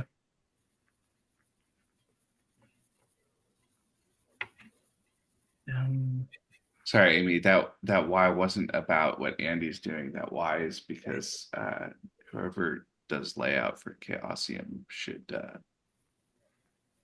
do it differently. Probably. I can't find things half the time, but that's okay. Yeah. So Andy, there's keys to it. There's keys to it. There's keys. You find To keys what? in the guy I'm talking about Ledonier. You find keys. There's got the shotgun. He had a revolver, like all these Lebel 45 revolvers they have. I don't know if he has got any, like, he definitely doesn't have a diary or anything. People don't have diaries. just out of curiosity, did either of the girls wake up? I think like Papillon groaned when Ledonier like kicked the door open, but now they're like coming to, by the way, and they're like, I guess Isabella screams and she sees all the like the dead bodies in the doorway. Papillon is like sighs and then faints. what kind of shotgun did he have? Like a sawed-off shotgun. Oh, Can Andy help get Martin, to where he's comfortable, and then he'll go over to the girls and say, "You didn't see anything. Go back to bed." I don't think that's gonna work. I don't think that's gonna work. Yeah. He's gonna attempt. He doesn't have any blood on him, so he's hoping for the best. Oh, I guess the Ledonier would have said something as he falls to the ground. Maybe this would be the only clue really that he has on him except for stuff. He says, you Americans, damn you, those ancient rites found again, the help of those of the deep, those who helped our ancestors, everything ruined. Collapses to the ground. What you get for shooting at us? We didn't come here to get shot at. Yeah. So it's probably like, I don't know if we're concluded. It could be concluded, but I know you have a clue where you want to go to this island, Dr. McCoy. Don Franco shows up. You probably see them pay some bribes to the police. You don't have to pay anything to the police. Come on in. Well, no, that's what happens. I mean, Oh, okay. the police do come. They were called, but Don Yeah, Franco arrives and smooths everything out. and I need to talk to the head guy. The head guy. You know, whoever is in charge of the hotel right now. Andy needs to speak with him. Yeah, you can talk to him, but I was gonna kind of conclude since it's kind of late. That's fine. So Don Franco smooths everything out. He comes to you. Yeah, if there's something that I've missed and you want to add, that's cool too, Andy. But I'll do my little epilogue, and then you guys can have your own for today, and we can decide if we want to continue this to finish the mystery. But you definitely solved the gang problem in Marseille. So Don Franco's he kind of comes in here, goes, impressive, impressive indeed. Are you sure you are not associated with the gangs back in Chicago? Oh, no. We're more organized than them. He goes, well, you surely stopped these Corsicans and single-handedly stopped perhaps their rise to power. Though that gold, you'd be curious to know where that is. But oh, who knows? Thank you. I mean, it could just be Anything the golden you need. rabbit. I thank you. Anything you need. I know a good doctor. So I'd love a doctor, and I really would love for you to help me get Papillon out of here and back to Chicago, like maybe to Chicago. Or New York. I have friends in New York. It's pick her pleasure. I don't care. She's not safe here. Because, well, Marseille is definitely going to be much quieter. One would hope so. And yeah, I'm kind of thinking they kind of owe us at this hotel, so Is nobody freaked out about the the three dead frog people? There's only one. Oh, was he the only? Was the main guy the only frog? You've seen him already, so you don't need to roll. I just mean about like all. I just like all these other people. Like she's going on about frog people to the police, and they think she's crazy. And now we have evidence that they're really like here. Yeah, both the police and the mafia have seen it. We don't think about that. Yep. But I mean, basically, what Andy wants to do is tell the manager of this hotel, we got attacked when we were here. So I think anytime we'd like to stay at the hotel, I think you owe us at least at, half credit. He's probably going to let you stay for free. Which is fine. Andy wasn't trying to. Don Franco will have taken care of any expenses. He will take care of any of the damage that you have done to my beautiful hotel. Oh, we didn't damage your hotel at all. Yeah. This is Le Donier, what he looks like. The frog on the floor probably means that you need to have your carpet steam cleaned. But other than that, I don't think that's an issue. And here he was with the shot. If the police show up, I'm going to ask them about the. That's him. That's him in the shotgun. The shotgun, but now he's gone. Okay, so he looks human more or less. Well, I mean, the other picture. If you close that, the other picture is him, like when you take that hat off and stuff. Yeah, he's basically a frog. But once the police leave, you're gonna do what? I was gonna kind of ask around, like, obviously one of these is they're not human. Are they going to have like a medical examiner do like an autopsy? Well, last time we tried to do an autopsy on one of these frog people, they got up and left. Don Franco can arrange an autopsy. Yeah, that's That's what I'm still interested in. I also wonder if Isabella isn't completely freaked out, if she's still interested in the mystery of whatever the connection is here. Let's see. That's easy to do. That's 12 percentile dice. Oh, she's freaked out. Okay. She'll calm down. Give her Once she's over the shock. Mm-hmm. the shock of the frog. She doesn't go in Yeah. like to temporary insane or anything, but Yeah. And I think Andy would ask Martin if he's feeling a little better, you know. Yeah. Maybe he needs to stop convalescing in such a dangerous place like Marseille and come back to downtown Chicago. We could definitely use him on his team. yeah, I guess you probably come to Martin. They probably have they probably have and say probably in the same hotel. Smells the same at least. And they got a doctor looking over you. Kind of you hear the clink. You wake up to the clink clink of the bullets being taken out of your body. Mm-hmm. So I guess at least Andy's there. I don't know if DB would be there. He's probably trying to arrange to be present at the autopsy. Yeah. If they're covering the bodies, and like I said, Don Franco, who's now the king of Marseille, maybe is arranging things. Yeah, you know. We try to make life better while we're there by not making life better, but that's okay. So, all right. So you come to Martin. Any last words for the session Oh, from you? glad you guys didn't let me die in Marseille. Oh, no, you don't want to die here. You want to come back to Chicago. I need a partner. And maybe you can convince, Papillon. Maybe she wants to come back. Maybe. She's awfully cute. Mm.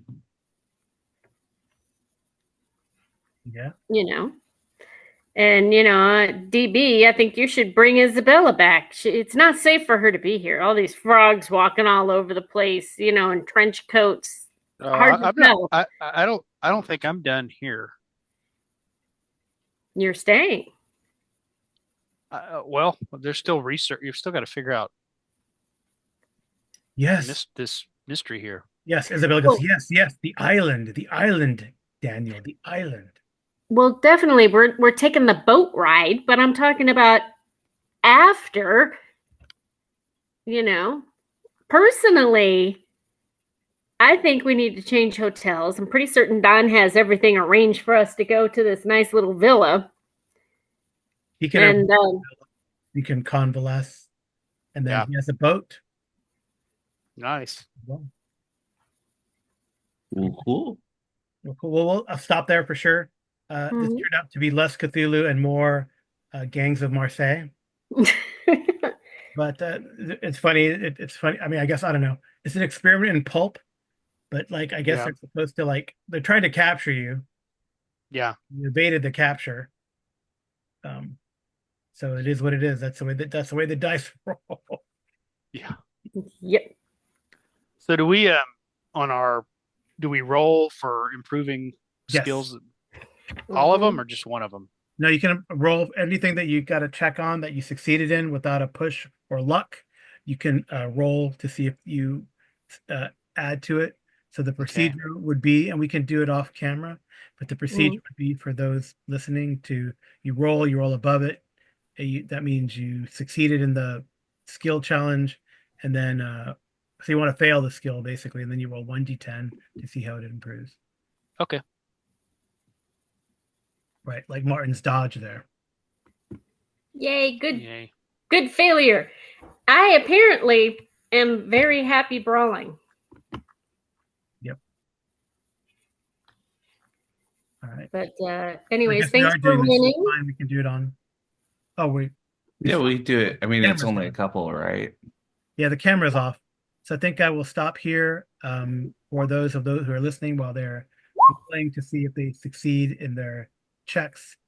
And until next time, maybe we will discover the secret of Marseille. But the good guys have prevailed and have cut down viciously the Corsican gang. Now they just need to find the mystery of where they got all that gold. And you see the crazy-eyed look in Isabelle Clermont's eyes, and she says, "Yes, yes, we will find out the secret, Daniel, and become famous." That too. All right. Well, thanks everyone for listening. Mhm. Gemologist presents. Good night and good rolling.